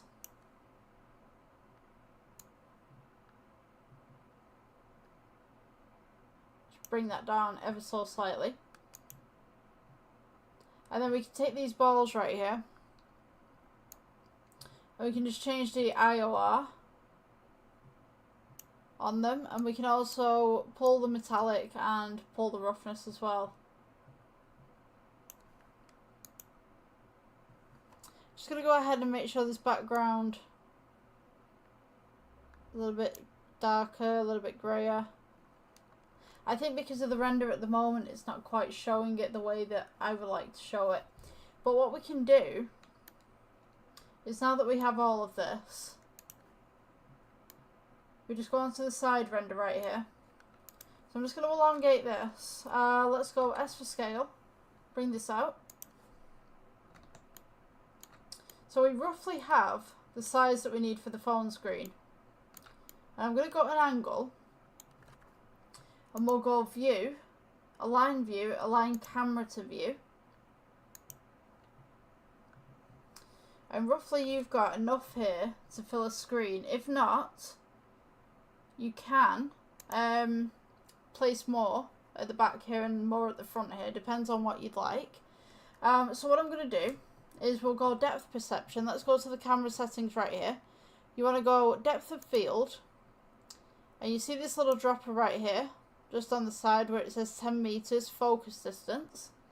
We're going to go ahead and focus on one of these balls. Now, it depends on where you have the time on your phone. What I would recommend is, if you've got the time at the top, select a ball at the bottom. If you have the time at the bottom, select a ball at the top. So we've got this nice little depth of field going on. So I'm just going to go ahead and select this one right here in the middle. Usually I put my time at the top. I'm going to go ahead and reduce the f-stop to practically 0. And we can also mess around with the ratio as well if you wanted to. So when we go into render, what we should get is all these balls at the back will be blurred, and all these balls at the front will be blurred, and this one will be in focus. Now, I think there's too much light within this scene, so I'm going to go ahead and select this at the top. And I'm just going to reduce the light ever so slightly from that, so there's no glare. So you'll notice that there's a lot of blur within this photo as well. So I'm gonna go ahead and take the camera, and I'm gonna introduce more of an f-stop. So just put your f-stop up a little bit.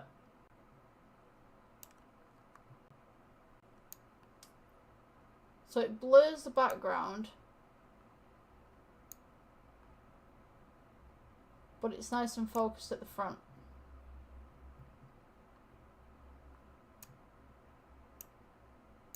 And mess around with your ratio as well.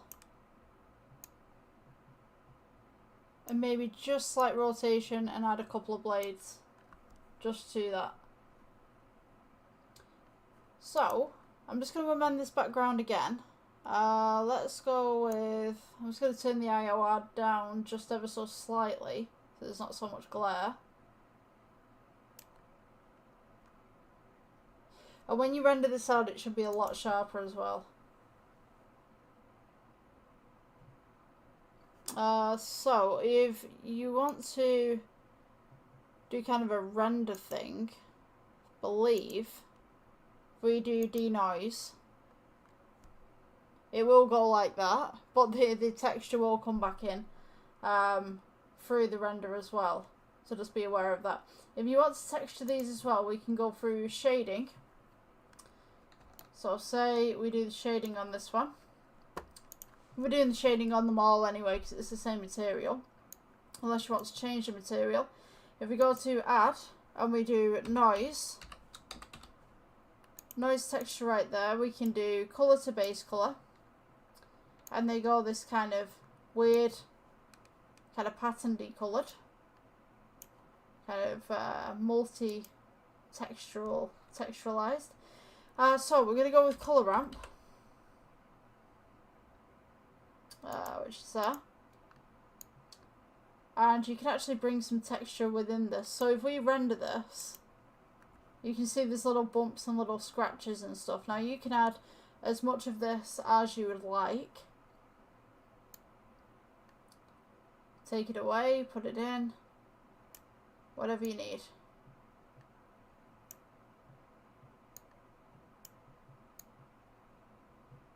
I'm going to go ahead and just put the roughness down just to see what happens. So now we've got these nice little marble kind of textures going on.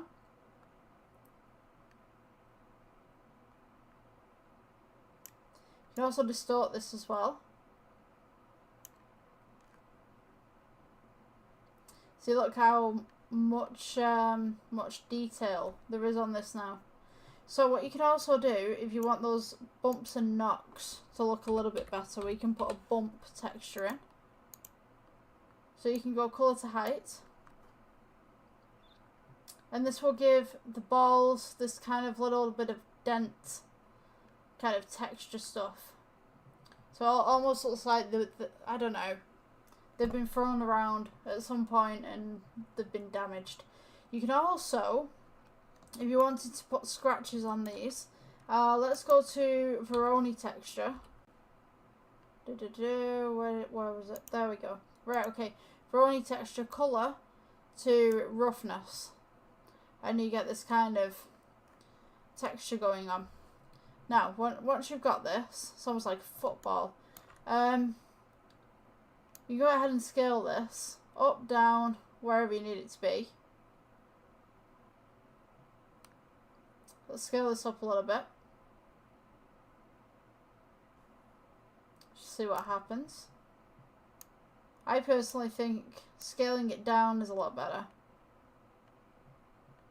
Let's go to this one.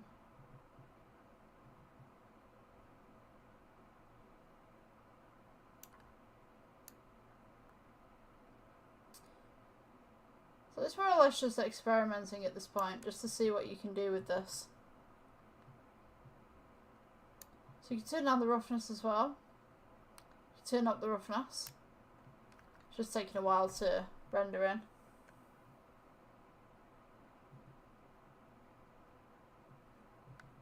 But this will give you little lines and stuff across your work. So if we go to view, let's go to cameras, active camera. You now see that we've got a little bit more texture on there as soon as it renders. So I'm going to go ahead and just pull that. I'm going to go ahead and actually get rid of the Veroni. I don't quite like it on mine actually. Let's go to the camera. And I'm just going to go ahead and amend that f-stop.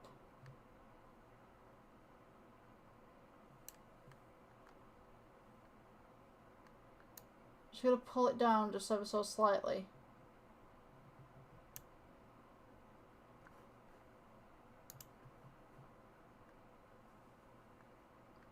Maybe just pull the f-stop just 1 point up.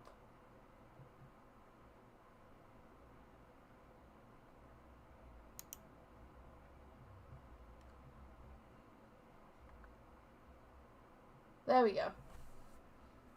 So yeah, that's the phone background kind of experimenting today. Yeah, I guess I'll see you guys in the next one. Yeah, hope you enjoy. See you later.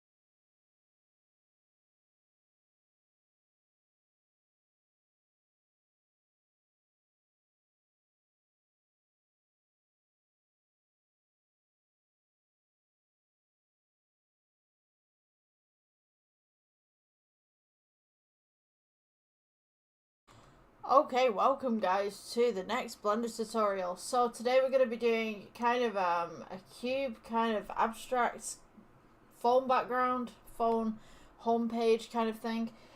So what we're going to start off with, I'm just going to go ahead and I'm just going to find out the dimensions for my phone, because what we need to do is we need to take this camera right here. We're going to go into the output, and we're going to be concentrating on the resolution of X and Y under formats. So primarily what we're doing is we're making sure that the camera is the exact same size for our phone screens. So the exact same size, the exact same pixels that we need as well, so that there's going to be no warping and that everything's going to look pretty cool. So what you're going to need to do is whatever mobile phone that you have, cell phone, whatever you call them, smartphone, find out by pixel what your screen size is, and you're going to need it by pixel because this works by pixel. And to be honest with you, working by pixel for me is just a lot better than working by dimensions, primarily because you can just do so much more with it. You can edit down to the pixel. So what I'm going to do, let's go ahead and just put my phone in for 1 second. So I am 1440 with 3088. So let's go with 3088. And if you guys just saw that, you can see that the camera has now changed position. So what I'm going to do, let's go ahead and split the atom. Boop, boop, boop. And we're on this side, we're going to go view. And we're going to go, let's go camera, active camera. So now we can see that we've got a lovely, nice default cube. So we're going to be using this lovely, nice default cube to make a couple of creations today. But I don't like the angle of the camera. So what I'm going to do is I'm going to actually change the angle of the camera to more or less just about here. So it's just off center. And we'll go view. And we will align view. Align camera to view, and now you can see that we've got both cameras kind of aligned. There's only one camera in this scene at the moment. So what I'm going to do, I'm going to go ahead and just delete the light. I'm going to take this default cube right here. And before we start anything, so you guys know, we're going to switch from Eevee to cycles. We'll go ahead and we'll go to modifiers, add modifier, and you want to go for wireframe. So that we've got something like this. Make the thickness a little bit more prominent. Just as such. I've got mine at 0.173 meters. Just like this. So what I'm going to do, I'm going to shade smooth. So we've got this nice little kind of curvy box thing. We'll go to materials tab. And we'll go principal BSDF. And we'll switch that out for an emission. So now we've got this nice glowing cube. Obviously we've got no background at the moment, but we've got the nice glowing cube. And what I'm going to do is I'm going to take this cube right here. I'm going to shrink it down just ever so slightly. And we're just going to fill the screen with cubes. That is literally all we're doing. Like the easiest tutorial going. So you can do this really any way that you want to. You can move these diagonally. You can have these in a row. To be honest with you, what I'm going to do, let's press 1 so we go into side view. I can rotate this round actually afterwards. Just give me 1 second. So we're going to go ahead, click on your object. We'll go Shift D. We'll move this across. And then we're going to go Shift D, move this across again. Just get it into rough perspectives. The reason why I'm not typing any numbers in here just to make it straight is primarily because I don't want this to be straight. I want this to be uneven, and I want it to have gaps and imperfections. So what I'm going to do, take all of these. We're going to go Shift D, we'll bring this down. We'll go Shift D again, we'll bring this down. We're going to go and select everything again. We'll go Shift D, bring this down. So you've got this nice little cube kind of thing going on. We're going to go ahead, grab all of these. We'll go rotate. And you want to go on the Z-axis. And we'll go 90. Just type in 90. And it should go sideways like this. Okay, so the next part that we need I'm going to go ahead, because we've got quite a long canvas right here. We need a little bit more space. So I'm going to go ahead, bring this up. Let's go G. Let's go Shift D. I'll bring this down. And then we're going to go Shift D again. We'll bring this down. So you've got this nice little row of blocks. So when we render it, it should look something like this. What I'm going to do with the background, I'm going to make it completely black as well. So you just want to go into your world settings. And then we're going to go black. So it's something like this. Like a geometry kind of thing. Let's take this off the render just for 2 seconds. What I'm going to do, let's go just on the side right here. I'm going to choose random boxes and I'm just going to bring them back. So, you can do this in many different ways. You can select a box from here. You can have it side view. So if you press 1 on this side, so you got side view, yeah? So, here we can see our canvas. We have this beautiful little orange line around the edge. So we can see where the camera is going to sit. If we choose a cube from in here, we can move this back or forward. So we can just go ahead and press G and just move this back. We can select multiple cubes for this. We're just going to go ahead and do some depth of field as well in the end. So we could go ahead, select a load of these, we could press G, take these back. Let's go ahead and select a couple on the outside too, just hold Shift. Sorry, my thing's in the way right here. Hold Shift, and we're going to go ahead and just go ahead and select like random ones. We can press G, bring these forward.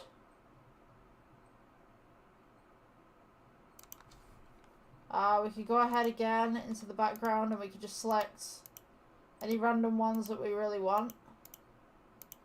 You just want to just randomize the heck out of this thing.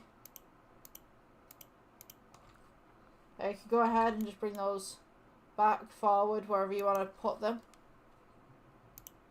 Let's go with one more run, and then I'll start to do some depth of field with you guys. See what we can do with that, because I think these are a little bit too clumped at the bottom right here. So I'm going to go ahead and just pull these forward, press G, pull them forward. Okay, so we can't really see much of what's going on right now, so we're going to go ahead, click the camera, and your camera should be here as well at the side.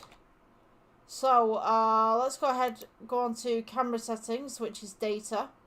We're going to go depth of field, and there should be a little drop down just here. Take your little dropper, and you can have something at the front if you'd like, something at the back if you'd like. Maybe we could go for this one at the front just for the moment, just for an example. Turn down your f-stop under aperture, and you'll notice that the background blurs, but these ones are in focus. So what you can do with this is you can go ahead and turn that up if you wanted to, turn it down if you wanted to. To be honest with you, I think I might choose a block that's a little bit further back, maybe this one. We can just mess around with the aperture in and out just there.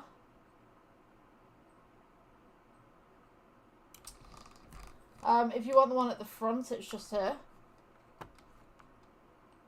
So what we can do as well, we can actually mess around with some of these settings, just play around with things, see what you want, see what you don't want, how many blades you'd like on this. Let's see, so we can also go ahead and change the actual object itself in the materials section. So we can go ahead and add different colours. You can also add textures to this as well. Just to pop these out a little bit. So if we go over to the shading tab, we have emission and we have material output. Now, what we need to do, these are all the same material, so it doesn't matter which one you click unless you've changed it to a different material. We've got to go ahead and add, or we can go texture. Let's go ahead and add a noise. Let's add a noise texture. So you want to go color to color. you notice that all of this changes into this kind of rainbow kind of style. And you just want to go ahead, shrink it down, shrink it up, whatever you'd like. We'll go to add and we'll go color ramp. So now we have this black and white kind of look going on. The more that you pull the black towards the white and the white towards the black, the more contrast it will be. So you can see it like this. So what I would suggest is maybe add a middle colour. If you have a blue or something like that.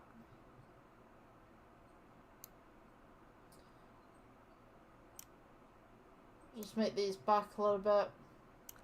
You could also, for this, you could change this from colour to strength. And see how that looks on render. You've got this kind of like 90s kind of look going on. So if we go to the layout right now, we now have these little boxes that are in focus, and we've got these little boxes that are at the back here. So depending on what you want to do with this project and depending on your focus as well, is totally dependent on how it's going to look. So at the moment, I think we have this square right here. If you guys can see this, because it's kind of changed now. Let's see what I can do with this. Can I lighten this? Yeah, I think with the blue... Oh, there we go. Okay, so we'll put it into this setting right here. Because I couldn't see the blue on the grey, you see. I was noticing that there was something there, but it was like, it was just slightly off. So, let's see. You wanted this row entirely is in focus. But you'll notice most of them are off screen. So if you wanted the focus with this one in particular, what you'd have to do is bring others forward. So let's go with this one. So we need the second row right here. If we press G and we bring this forward, you see as soon as it's brought forward, you can kind of see the detail a little bit more on there. So you could also take maybe these ones and you could go G, let's bring these forward kind of thing. So you've got that nice little detail coming in at the bottom. But what you really want is the detail at the top. So we can take these ones right here, G, bring this forward. So now you've got like little blurs going on, but not quite a lot. Alternatively, if you just wanted, say, this, you could go with the camera settings. And you could go and just up it a little bit. So you can have everything in focus. Maybe just about there. So you can see the main squares at the front, but it's blurred at the back. It's totally up to you how you'd like this to look. I could go ahead and Shift D this and just make more squares at the back. I mean, it's totally up to you. It's your wallpaper. If you're wanting kind of like that 90s look, you've kind of got that right there. Let's go and render. So it's like kind of I don't know whether you guys are old enough, but we used to have like old PCs that it was just blocks. Like you didn't get 3D creatures or anything like that. It was just like blocks. It was like having a piece of cardboard or something with a drawing on it, and it was just yeah, that was our graphics. So it's kind of similar really to what I experienced as a kid growing up with PCs. If that's something similar that you guys have, I mean, like, totally comment it down below of what type of computers you had. But yeah, this is kind of like the 90s kind of computer screensaver project. Yeah, so that's the end of this project today. Hope you guys enjoyed, and I will see you in the next one. Bye bye.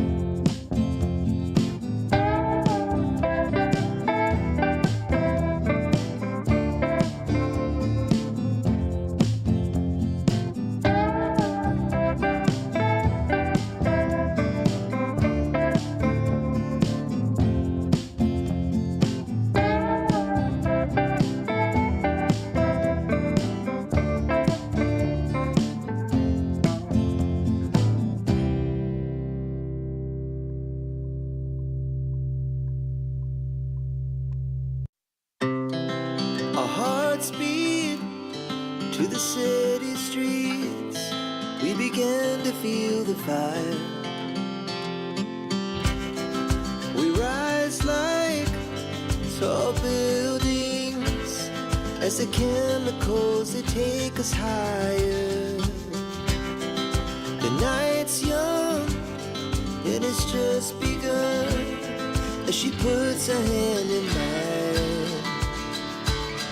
We wanna chase the night, wanna dance to the light, pull the stars from the sky, just two hearts running wild. Never sleep, never stop, as we shout from the top. We're gonna be two hearts running wild.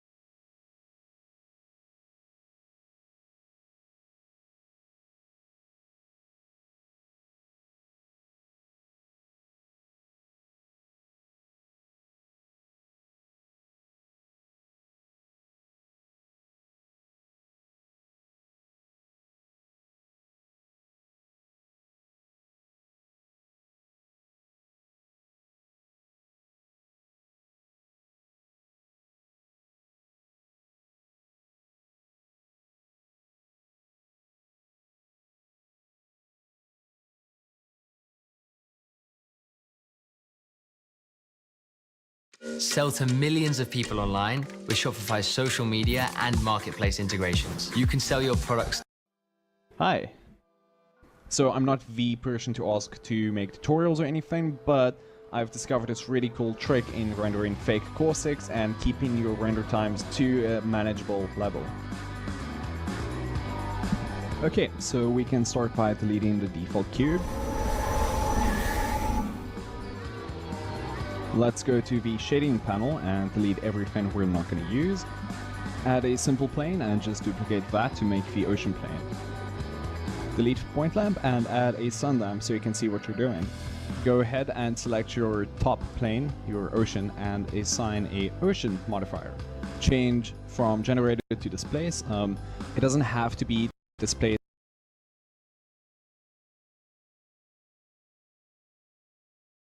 modifier. Change from generated to displace. It doesn't have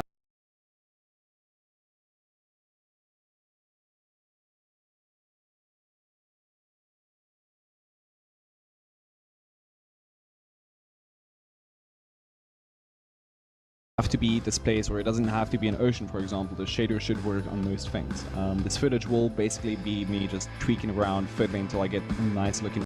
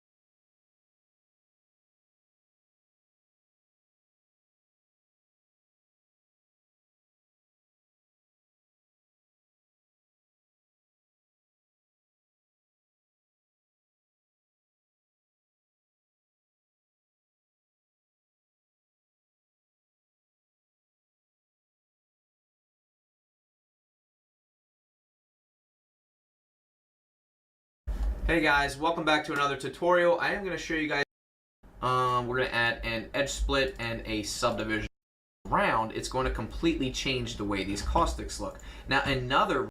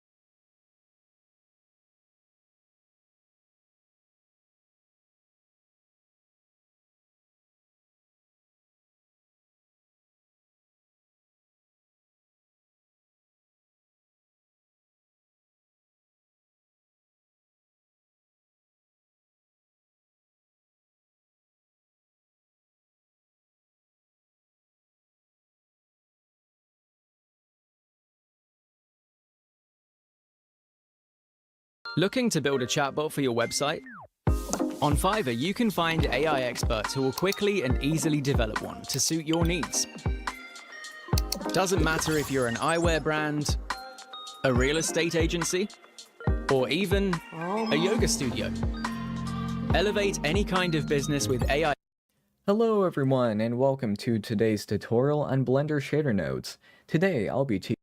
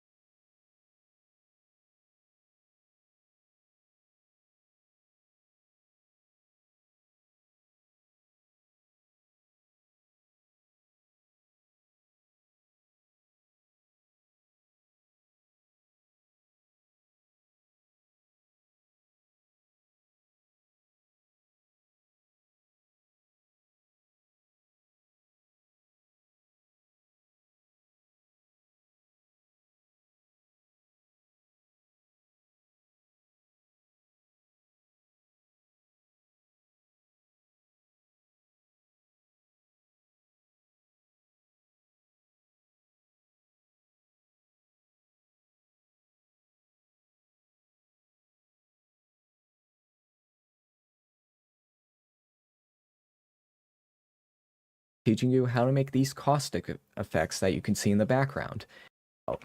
So, let's get started. First of all, let's have a nice scene like this, pretty clean. It'll show off the effect quite well. But yeah, to get started, let's make a new material for both the cube and the environment right here. Let's see, it'll be 0.001, so let's apply that to all the scenes. And second, what we are going to do is add in a Voronoi texture. This texture will be the basis for the entire effect, so it's very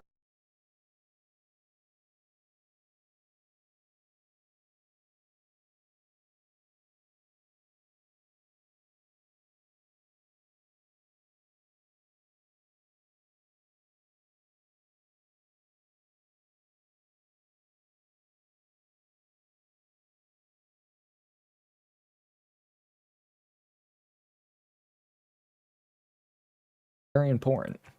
Next up, we are going to use an input texture coordinate, or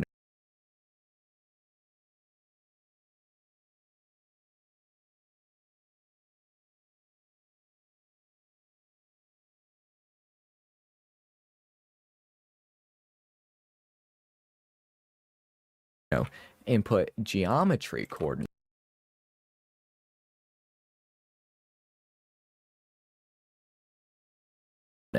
We are going to use the position, because that means no matter where something is in space, the texture will be applied the same way. So that means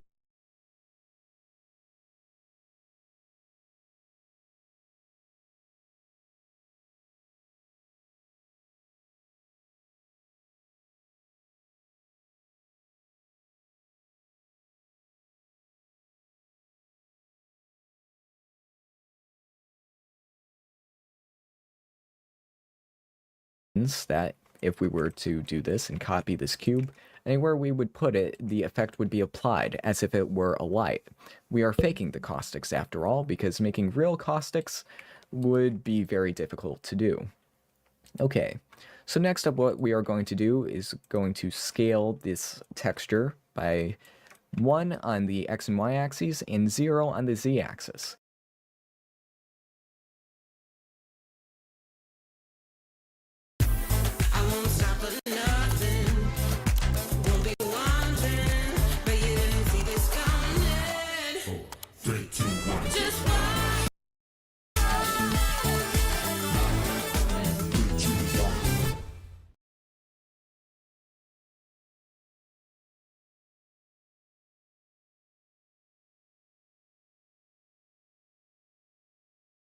Shop Etsy now and get up to 30% off Father's Day gifts as unique as he is. Whether he's a music-loving dad who can't help take over the playlist, an outdoorsy dad who's always one step ahead.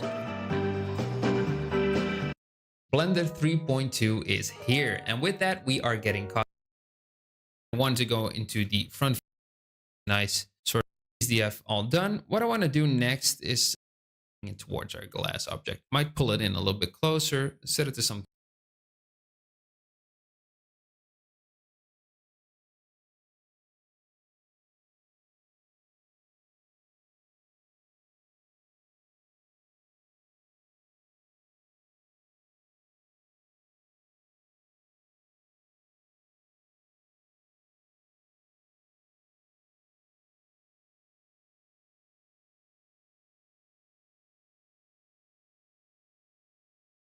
something like this, and you should be good to go. Now we are going to you might have noticed that our light over here, which I'm just going to make slightly warmer, had this option called shadow caustics. Now this is what we are going to use.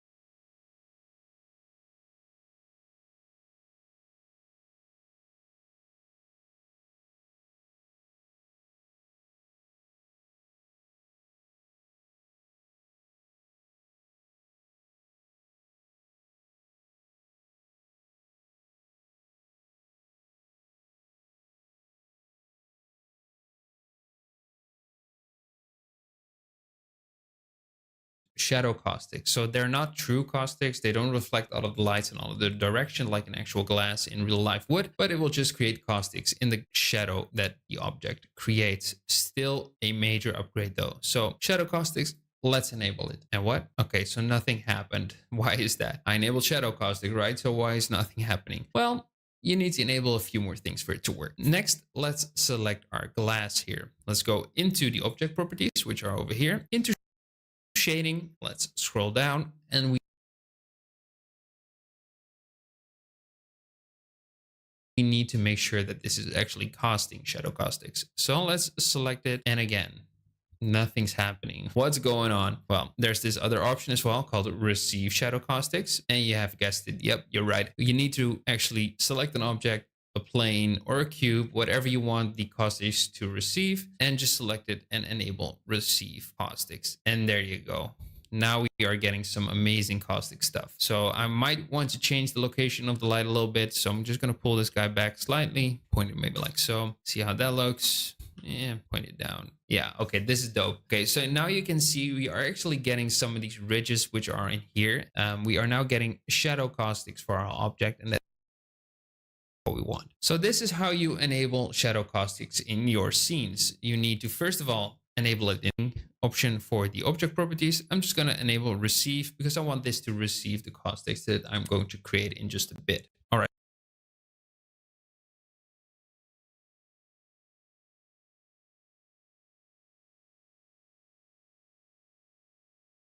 All right, so next up, what we want to do is create the water. So I'm just going to add in another plane, scale it up a bunch, and just pull it down.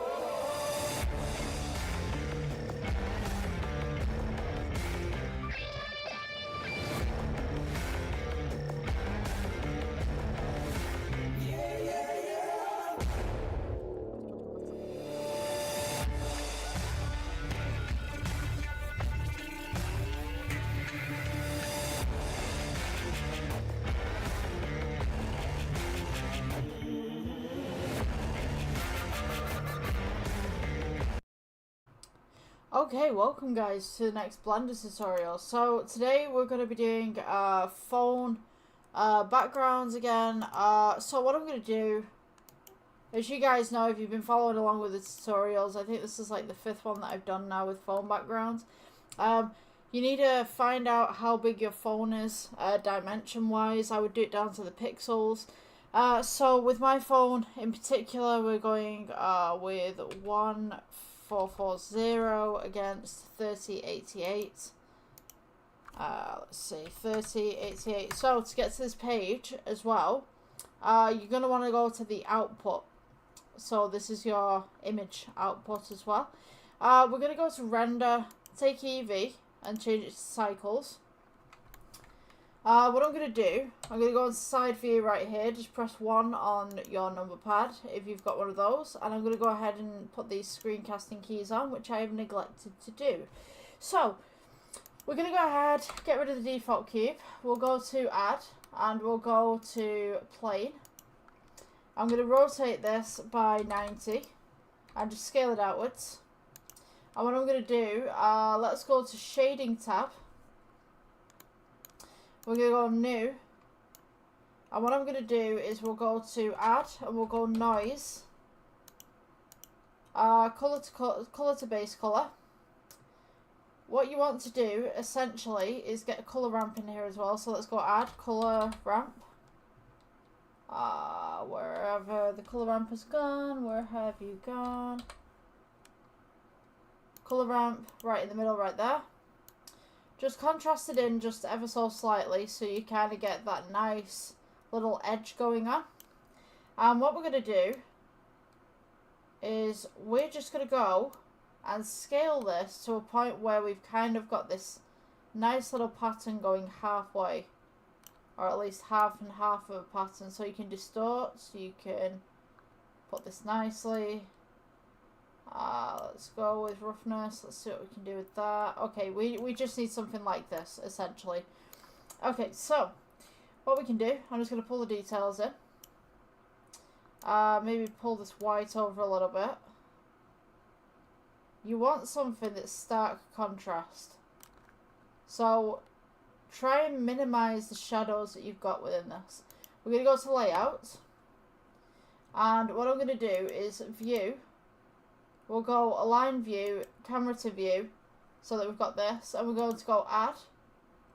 We're going to go, you can go icosphere or you can go UV sphere, it's totally up to you. So this should be in front right now. Right click, shade. I'm just going to go ahead and split the atom so you guys can see a side view of what's going on. So, you've got your camera right here, you've got your plain background right here. I'm just going to get rid of this light just here. And then you've got the ball that's in front. So what I'm going to do is press G. I'm going to go ahead and move this across, scale this in. And what we want to do essentially is we want to take this camera just around the outside. We're going to go camera right here. Let's go depth of field. Little pointer that we've got. Attach it to the sphere and then lower your f-stop. So the idea is when we render this, this background should be blurred. So if I pull the f-stop up, you can see how it focuses in. If I pull this back, you can see how it focuses out. Now, the focus isn't too great, and what I want is a little bit of a better focus. So what I'm going to do is I'm going to press G, and I'm going to bring this back. So we've got this nice little blurred background. And to fill the sides right here, we're going to go ahead and press S for scale.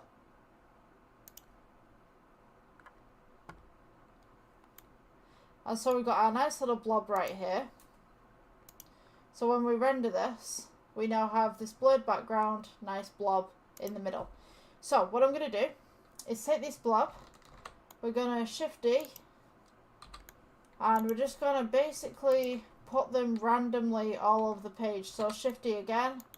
Let's go rotate that in. Doesn't matter if it comes off the edge, just leave it where it is, it's cool. Let's go ahead, Shift D, and we can move these around and rotate them and stuff like that. So what I'm going to do before we go any further is add a little bit of material to them. because as you see, we don't have a material. So, select one of your little spheres, and we'll go new. And we're going to go to Principal BSDF.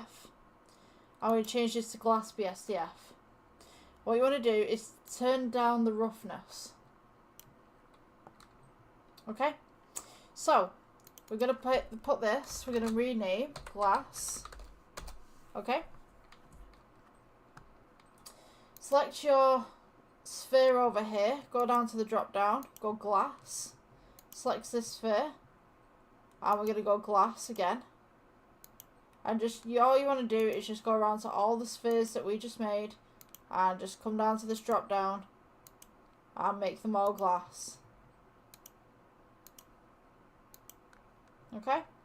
So, once we've got that, I think I'm missing one.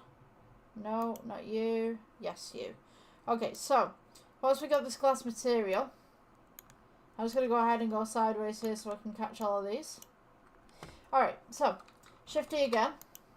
We'll go ahead and we'll rotate round. Just randomly.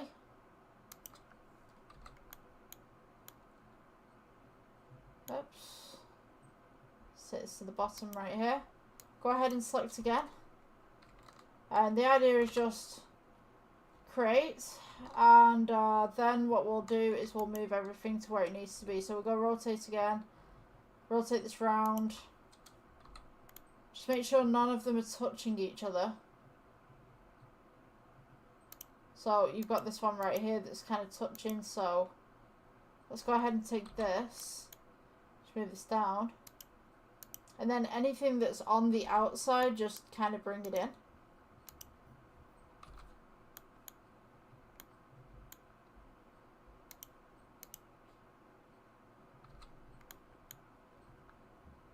So, once we bring this in as well, what we're going to do, so, 1 second. You just want to get as many of these into the picture as you possibly can. It doesn't matter if they're like slightly on the outside, it kind of gives that impression that you've got depth as well. So, especially with these two, just move them apart. What I'm going to do, I'm going to take all of these, let's Shift D, and then I'm going to go ahead, rotate, we'll go 180, and then again we're just going to do the same thing. Oops, we've lost it. Right, okay, hold on. Let's get back to the camera view.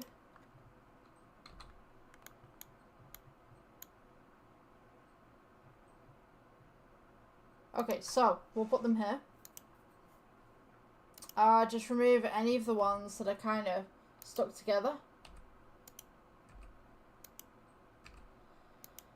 Let's remove this one. So this shouldn't take too long. Right. So once you've got this now, we're going to go ahead and add. We'll go with a plane, and this will be our light source. What we can do is press G, bring this up, bring this across, and then we're going to rotate this just ever so slightly. So now you've got this nice little light source at the side, background and foreground. We'll go new, switch this out for an emission, and then you just want to turn the emission up.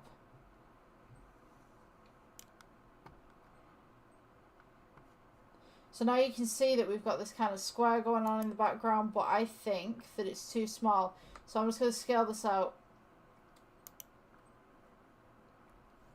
And I'm just going to press G and bring this up. And then we can scale this out again if you want to. Just make that a little bit bigger. And then G, we can bring this up again.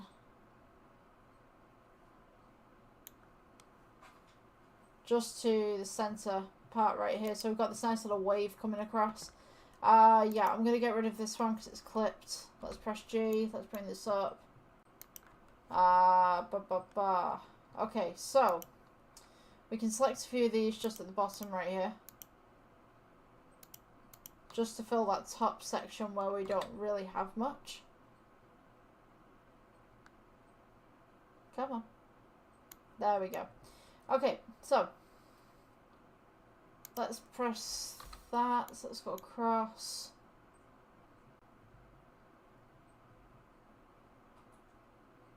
I'm going to have these two right here. And then I'm going to take this one from the middle. So this is kind of like an easy background that you can make for your phone with Blender. If you were so inclined.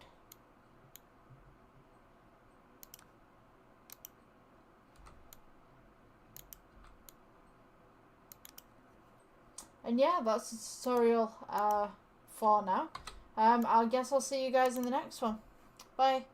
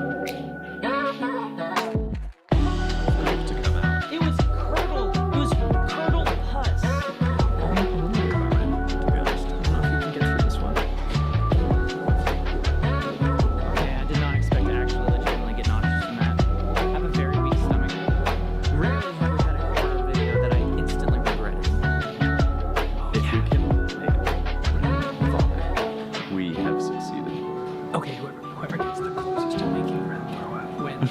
That is the bar for success. Curdled pus on 3. Curdled pus. 1, 2, 3. Curdled pus. Today I got up, I stepped onto the grill, and I clamped down on my foot. There's not much in this world that I find more repulsive than feet. I don't know what it is about them. I just don't like them. I don't like the smell. I don't like the taste. I'm kidding. I don't like the look. I love the taste. Bunions, hard skin on the bottom of feet, like janky toenails. They're just repulsive all the way around. And so, what better way to cap off this entire render challenge than including one of my biggest phobias, nasty, filthy feet. And so today, Ren's gonna help me scan my foot, because he's a good friend. What I'm gonna do, I'm gonna take my foot and I'm gonna go drag it around in the dirt and the muck so it looks nice and disgusting. Oh my gosh. Then Ren will gently and lovingly capture any scan of my foot. Looks pretty good. That's a tasty meatball. Come on down. That's good, dude. And now with that scan done, I'm gonna try to add some oils or some pimples or some varicose veins. All the juicy, repugnant little details. I told Jordan, okay, I will scan your foot, but you gotta scan my head. For the first satisfying render where I had like the scan of my face, that was using Bella's 3D. It's like the most simplistic head scan you could possibly have. But this time around, I'm using Polycam, which will actually scan my head properly and give me a much higher fidelity model.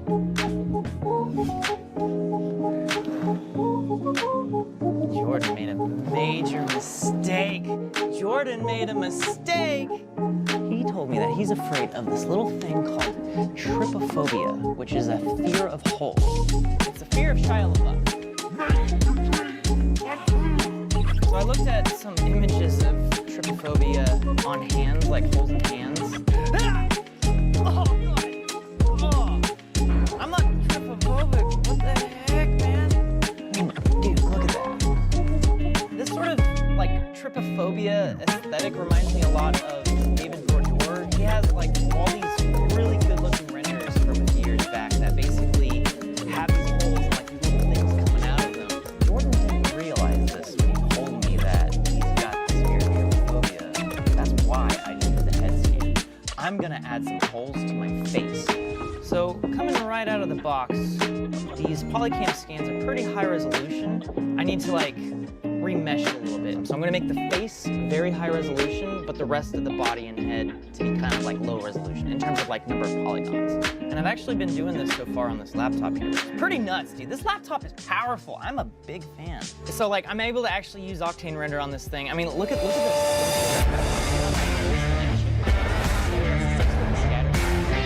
Yeah, so this is the Razer Blade 17, which means it has a 17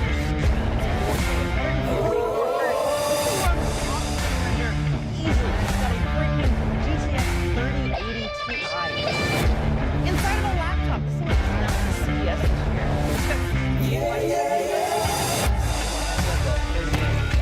It's also really nice about this as well.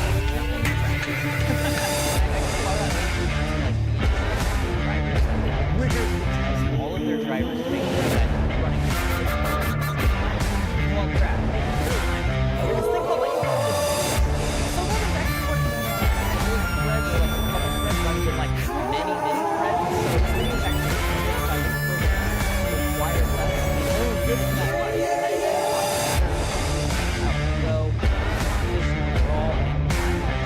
It's actually I'm a big fan of the screen here, but the Razer Blade 15 all of these features. In fact, they got a whole line across all of them. Really cool stuff. So yeah, I guess it's work here. So I saw the moment when Ren saw that giant cyst burst, and he nearly lost it. I saw his soul trying to escape his body. I thought, what inspiration for how to get then what already almost made him throw up. So I wondered, it probably involved some sort of oil or cyst.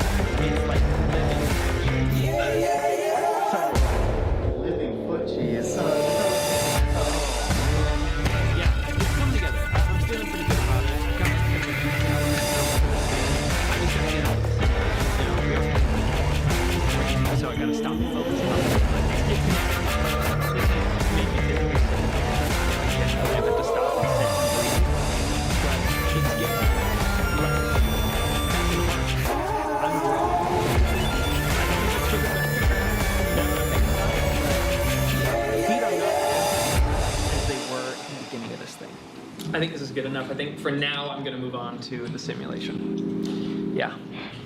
Okay, so I got the scan in there, I got the pimple all animated, I got the tweezers and the hand working, but then I hit a snag, and that was the bane of my existence and the thing I always try to avoid, liquid simulations. Simulations in general, computer graphics have gotten a lot better over the last few years. Now we have things like Embergen, which is a real-time smoke simulator. It takes hours and hours to simulate smoke. Now it just takes seconds. But with liquid simulations, it's like you just go like this and you hit simulate, and then once it's done, you're like, that was like awful. And you have to do that probably 1,000 times, changing little settings here and there. And with a lot of things in CG, you can kind of get away with some jankiness, but with liquid, it's like we all are intimately aware of what liquid looks like. So if there's jank, it's very evident. And if I want red to throw up, I have to get this right. There's no margin for error here. Oh man, this is stressful. Alright, so a bit of an update. Got the little flab of skin. I hope I can actually incorporate that in. So this is like actually a really cool technique. I used this thing called Voronoi fracture to add colors to my face. Ren, don't, please, dude. Literally, of all the things you could do. Hey, Ren, don't, dude, please, dude. That's so gross. I can't look at that. It's good. I hate it. I don't know. I found this kind of fun, to be honest. Like, this is weird. I selected some of these polygons from like around my face here. I attached this to a whole separate object. And that through a whole fracture system. Breaks it up into like hundred simulations, but I was able to take the edges between all the polygons and smooth them out, thicken them, and then volumize it and smooth it into what you can see. So this is very ridiculous. Wait, are you freaked out by like these little holes in the laptop here? No, that does nothing to me. Don't do this. Yeah, not gonna lie, it's been a really gross time, but it's been a good time working on this laptop here. It's super dope to be able to have like desktop power on my lap here. And if you want to learn more about Creative Studio or get like or 17 like this one, click that link in the description. I'm gonna add a little check it out. Oh my god. All the fun. See what the other guys did. Here we are, finished renders ready to be displayed to everyone. Hold on to this stuff. My stomach's currently hoping it stays that way, but I'm not so sure.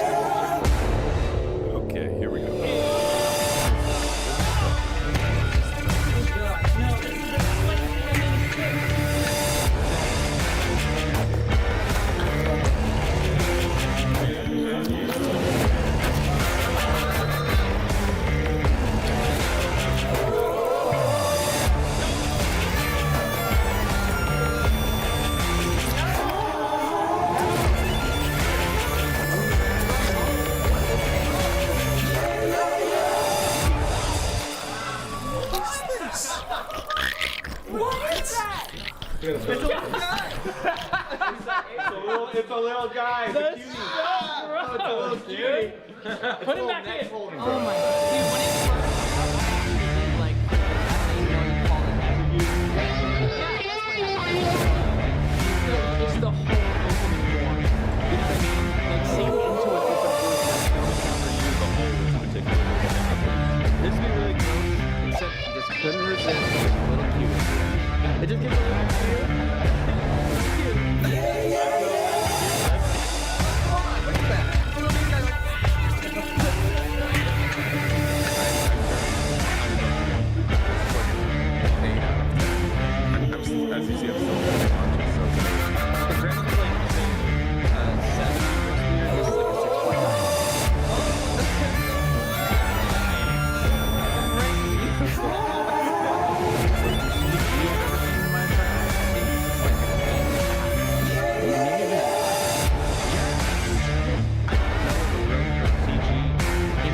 Well, that was the grossest render I've ever seen until.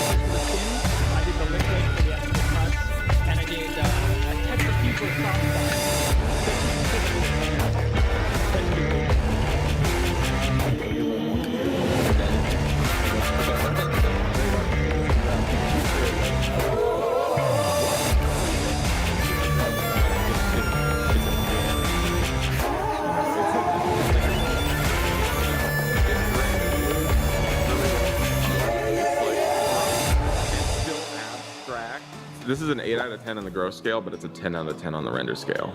My heart is full. Thank you, my friend. Grossest render I've ever seen, definitely right up there with Peter's, 8.5, 9 even. But the thing that puts it over the top for me is it tells a story.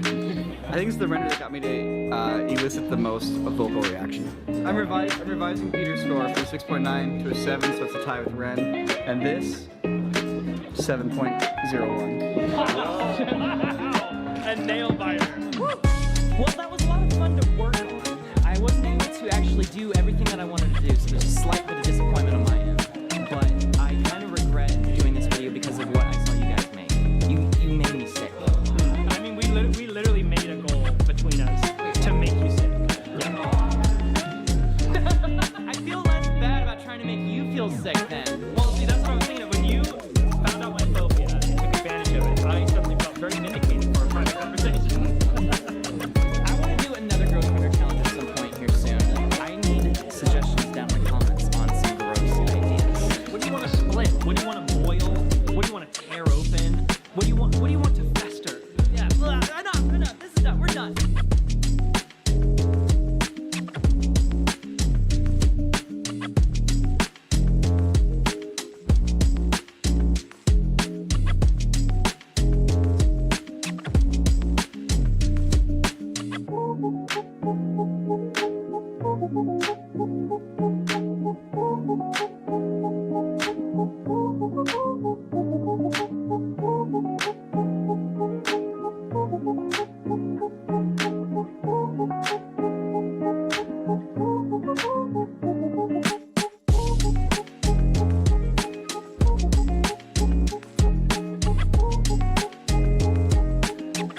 weeks ago, I was looking through records from the British National Archives for a separate video idea that didn't end up going anywhere. But while I was researching, I found a completely different report, secret and restricted way from Britain, but now unclassified. And it was the first time in a long while that I've read some old archives file, and my jaw has literally dropped.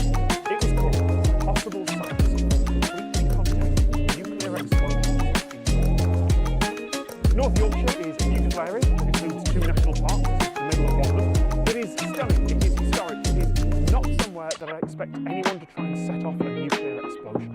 The report was written in June 1969, so just for context, we're talking full space race, white heat of technology era. Neil Armstrong would set foot on the moon only about a month after that report was written, and the report is talking about peaceful nuclear explosions, which was an idea that was in fashion among some nuclear scientists and policymakers at the time. Maybe, the theory went, we could create artificial harbours and canals using nuclear bombs. No more years of mechanical digging, just put a few well-placed nukes in the ground and boom, boom, boom, there's your new canal.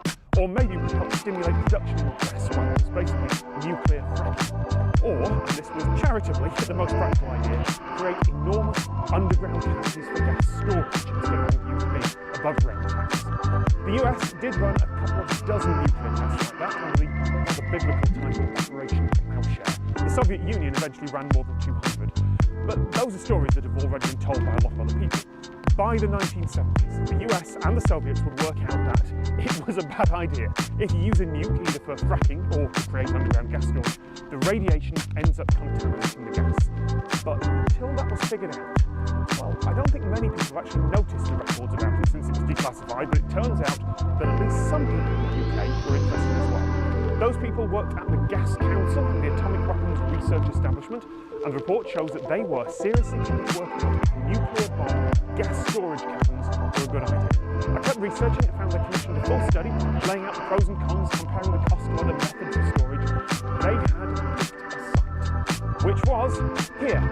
Actually, literally, exactly there, bottom of that ravine, Wheeldale, in the middle of the North Yorkshire Moors National Park.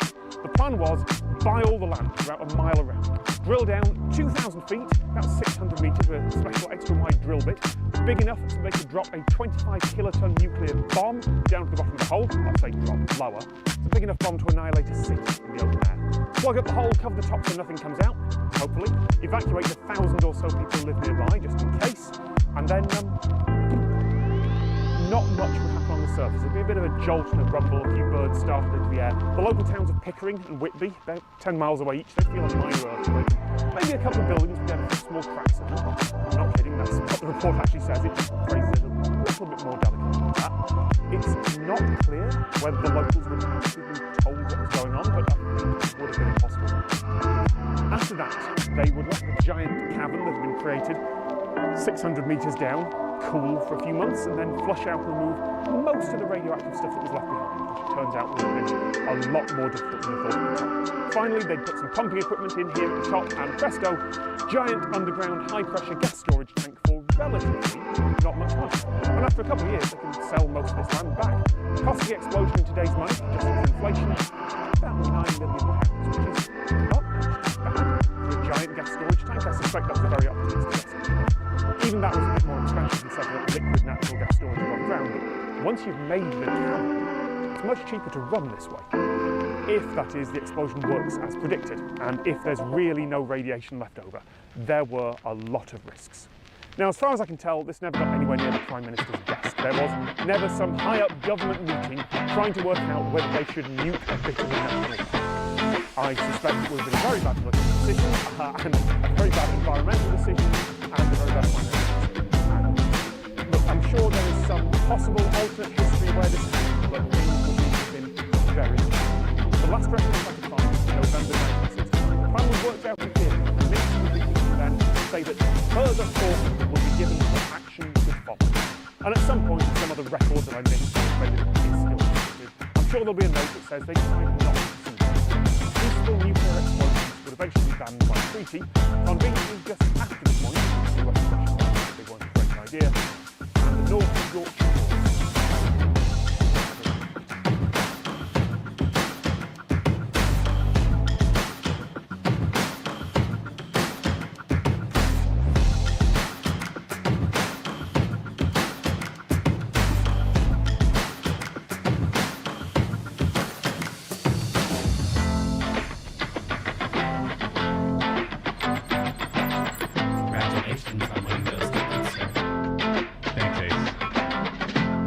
strange thing is, I don't even remember entering a contest. I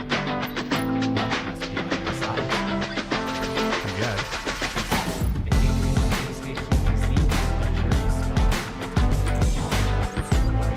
It does sound nice. I could use a vacation.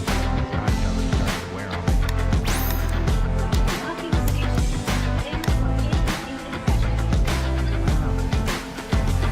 I gotta find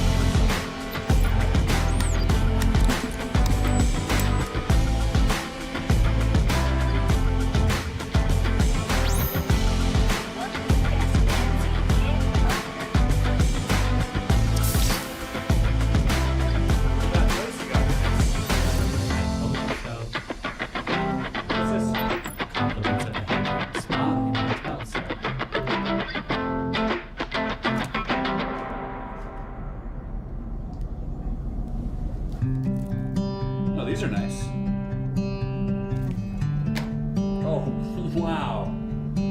Where did you find these? I had them delivered from Zeta Reticuli. They're your favorite.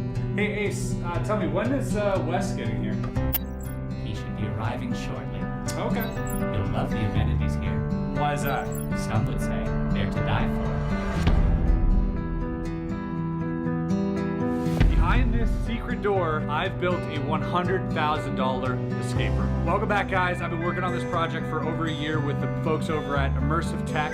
It is my lifelong dream to have my very own escape room. I'm going to be doing this with Wes, my best friend. We have no idea what to expect in terms of puzzles. We were not in on any of it. If you guys don't mind leaving a big fat like below, I would really appreciate it if you did me a solid. This is burning a hole in my pocket right now, and I need you guys just to get it trending. If you could do that, that would be amazing. Also, this.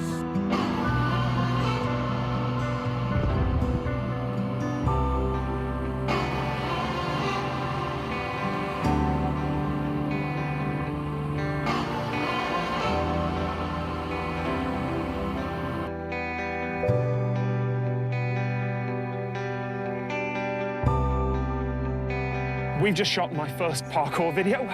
Lower your expectations, but that means I need to give you the disclaimer. This is Hedge, qualified parkour instructor, and also one of the people who writes the qualifications for parkour instructors. We've made a lot of choices, both on camera and offline. Yeah? So, fold that quite a bit back. Yeah, that's fine. Good. So, try and be a stick instead of spaghetti. So, we're going to stand up, trying to hold tight, and the work is going to be done at the knee. Okay. So everything else is tight, and it's just the knee. Everything else moving, it's like if you imagine trying to coordinate every bit of your body moving at once.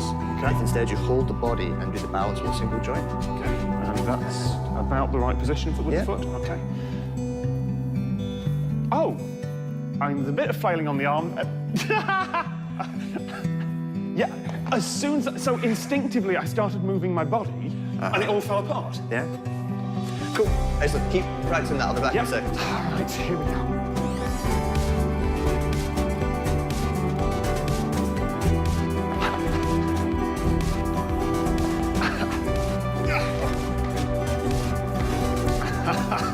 It's the exact opposite of everything my body wants to do. Here's the game. You're going to balance on that bar. Right. I'm going to bounce this ball at you. You're going to try and catch it. Okay. If you fall, you're going to grab the bar.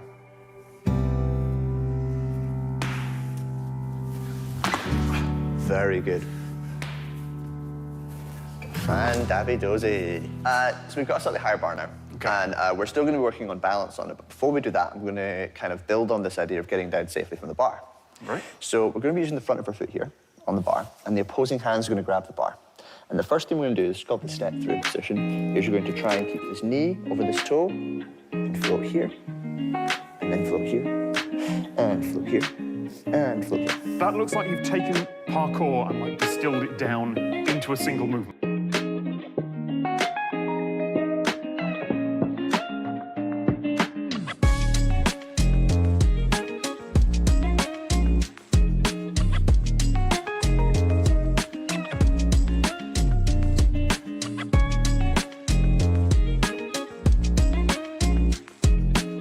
You clicked on the video because you know what you want to see. So let's do it. I haven't done this before, so maybe we'll by working with a mixture of layers, paper, some of which can be sort of cut out, and layers of plexiglass. The idea is this is my sky layer, plexiglass, right? Next layer, paper.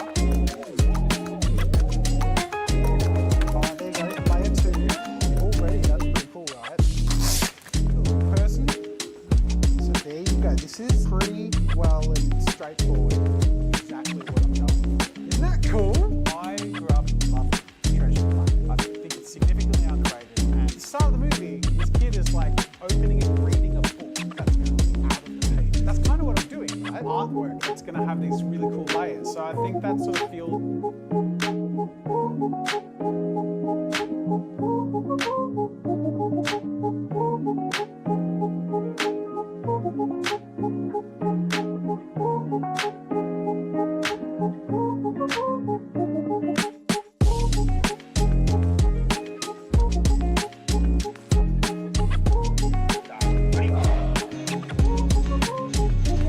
It's a dangerous time to be a soldier in the British Army.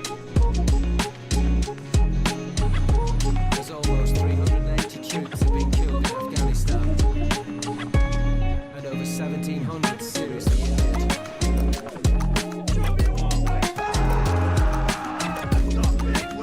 And yet thousands of young men from all across the UK want to join the army and get their chance to fight for their country.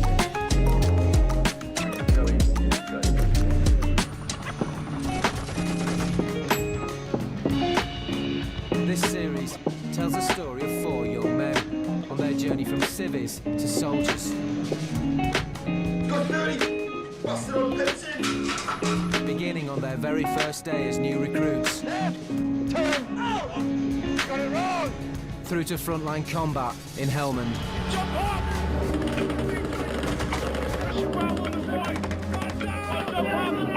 Jesus Christ.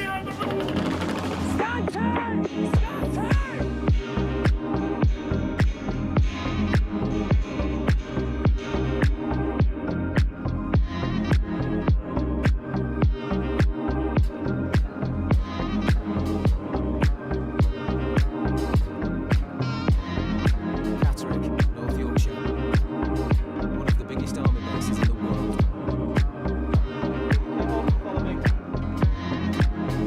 For the next 26 weeks, this will be home to 28 recruits. All beginning their life in the British Army.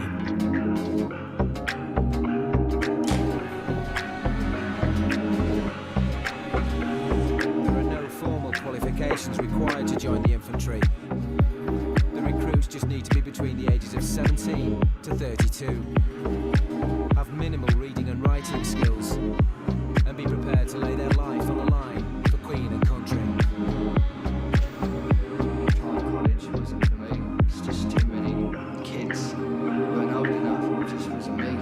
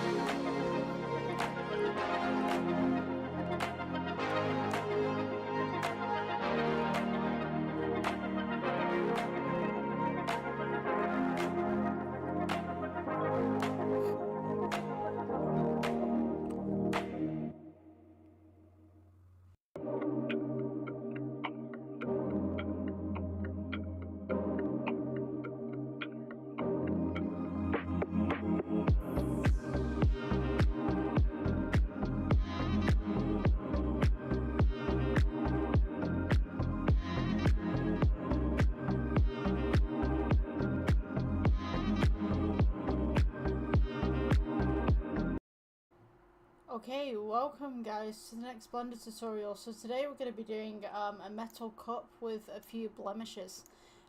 So what we're going to do, I'm just going to shrink myself down there. And what I'm going to do is I'm going to delete the default cube and I'm going to delete the camera because we don't need that. Unless you want to make an actual render, then you don't need the camera. If you're just practicing making stuff, then this is going to be a little bit different. Okay, so what I'm going to do, I'm just going to turn on the screencast keys. You guys can see what's going on. And then I'm going to go to add. And we will go with circle. So, just scroll in. What I'm going to do, just scale this outwards just a little bit. Then I'm going to go to edit mode. Press F for fill. E for extrude. And what I'm going to do as well, I'm just going to split the atom, so to speak, here just a little bit. I'm just going to go sideways on here, so just number pad 1 to go sideways. So on this edge right here that we've just made, what we want to do is we want to scale it out ever just so slightly. And then we're going to go E for extrude and just bring it up, and then we're just going to scale out again, and then E for extrude and we'll bring that up again. So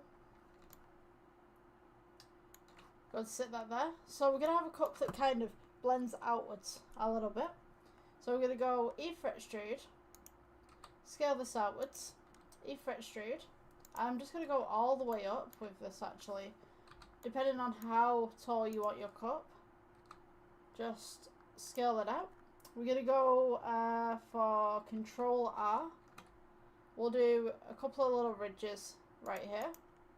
Now what you can do with this is you can pull them in a little bit. Let's give them some surface.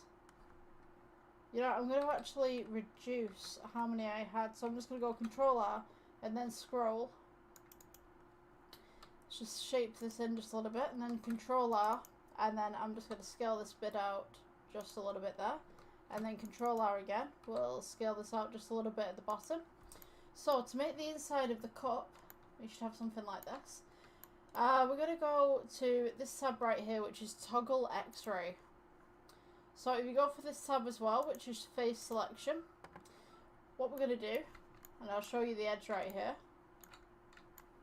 we're going to go for E for extrude, scale it inwards a little bit, E for extrude, scale it in, E for extrude, leave it where it is, scale it inwards, and then E for extrude, and we're going to go down, and then scale inwards just ever so slightly, so you see that we have this nice little lip at the bottom. Now we're going to go all the way down the cup, and what you want to do is leave a little gap between the outside and the inside. So if we go E for extrude and just bring this down, then E for extrude again, you can see that we've got on the outside of the cup. So what we want to do is just press S, scale, and we bring this back in. So we're going to go E for extrude again, come to the middle, we're going to go S for scale, bring it back in, E for extrude, come to the bottom, and then we will go S for scale, bring that back in, and then E for extrude again, scale this outwards, and then E for extrude, and what we're going to do is we're going to just curve this ever so slightly at the bottom. So just like that. And we're also going to leave a little bit of a gap just between this and that. So then we're going to select this face at the bottom as well. And we're going to go E for extrude, bring it up, scale it in. And then E for extrude, bring it up, scale it in. So then we've got this nice smooth bottom as well. So to smooth this out completely so that we've not got these lines, what we're going to do, right click, and then we'll shade smooth. So to put the texture on this, we'll go to the shading tab, just at the top. And you'll see that we've got our cup right here. So at this point, what I'm going to do is I'm going to go to the render tab and I'm going to go to cycles, change the EV out for cycles. So we're going to click new right here, and this material can be cup. And we're going to make kind of a metal cup and then add some stains to it. So if we go add, we can go noise texture, colour to colour on the noise texture. Now we've got these little bumps and stuff. We can do scratches as well if you'd like. So what we can do is turn up the metallic all the way, turn down the roughness, depending on how rough you would like your cup to be. And then we're going to go to colour ramp and place this in the middle just here. So the more that you bring across the black, the more little black spots you have on there, and the more that you bring the white across, the lighter it gets in the other patches. So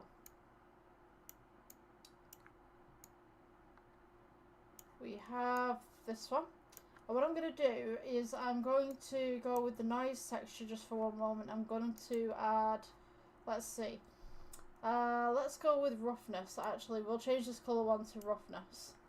So now we kind of have this nice little thing going on. We can put this to the opposite way. So we've got this nice little shiny cup, but it's got some imperfections on the shine. So what we can do as well, we can actually add, and we can go, I'm going to take these two actually and just pull them down just for 1 second. So that's the roughness part. We're going to go ahead and we're going to add another noise texture. Oops, just in here. I'll just scroll out. Let's go colour to base colour. And now you can see that we've got this kind of staining going on. Going to go ahead and we're going to go with colour ramp again.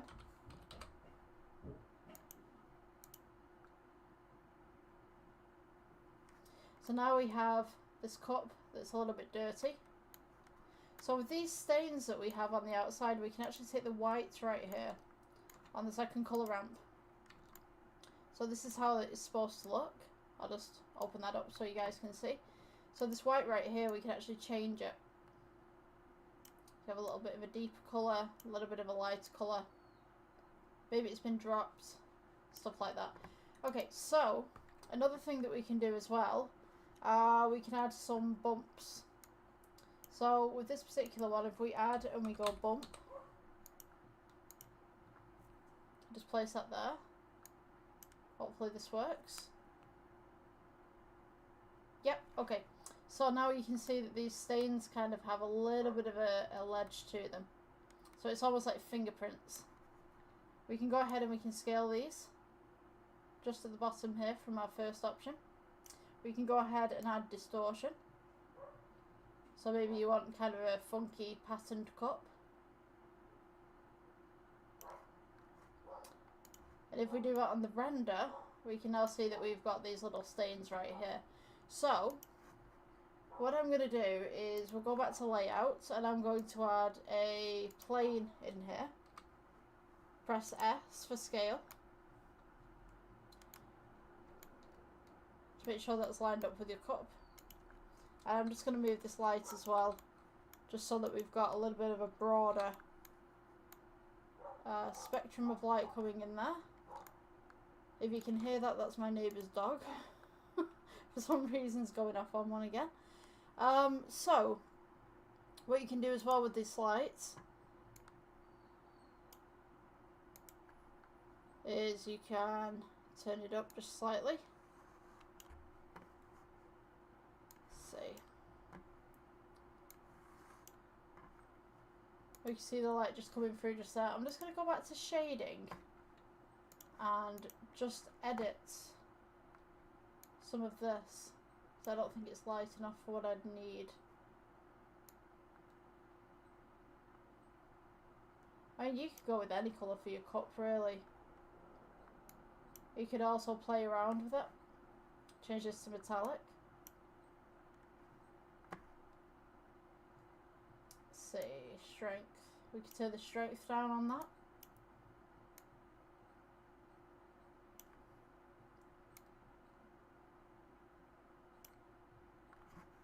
So you see that you've got the nice kind of stains going on.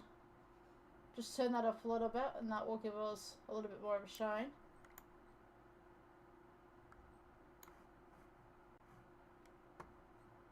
With this base colour as well, you could also add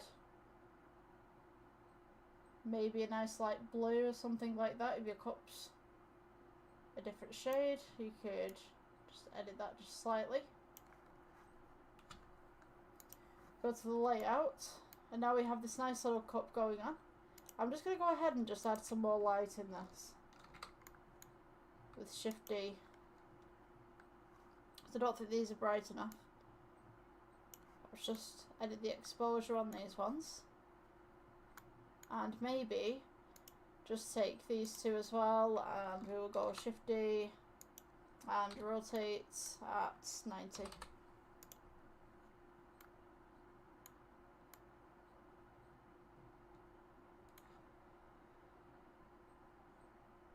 So this is just a basic tutorial on how to get stains on cups and stuff. Yours could take a lot more time to do, you know, if you just fiddle with all the settings and stuff like that. So you could have a cup that's like this, some nice little embossing kind of thing, if you want to call it that. And you could pull it to look like this as well, which is the distance on the bump.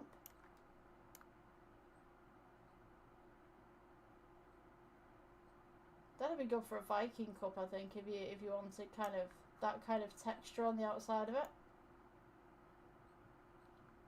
So yeah, that's how you do texturing and also staining on cups and glasses. I hope you enjoyed the tutorial.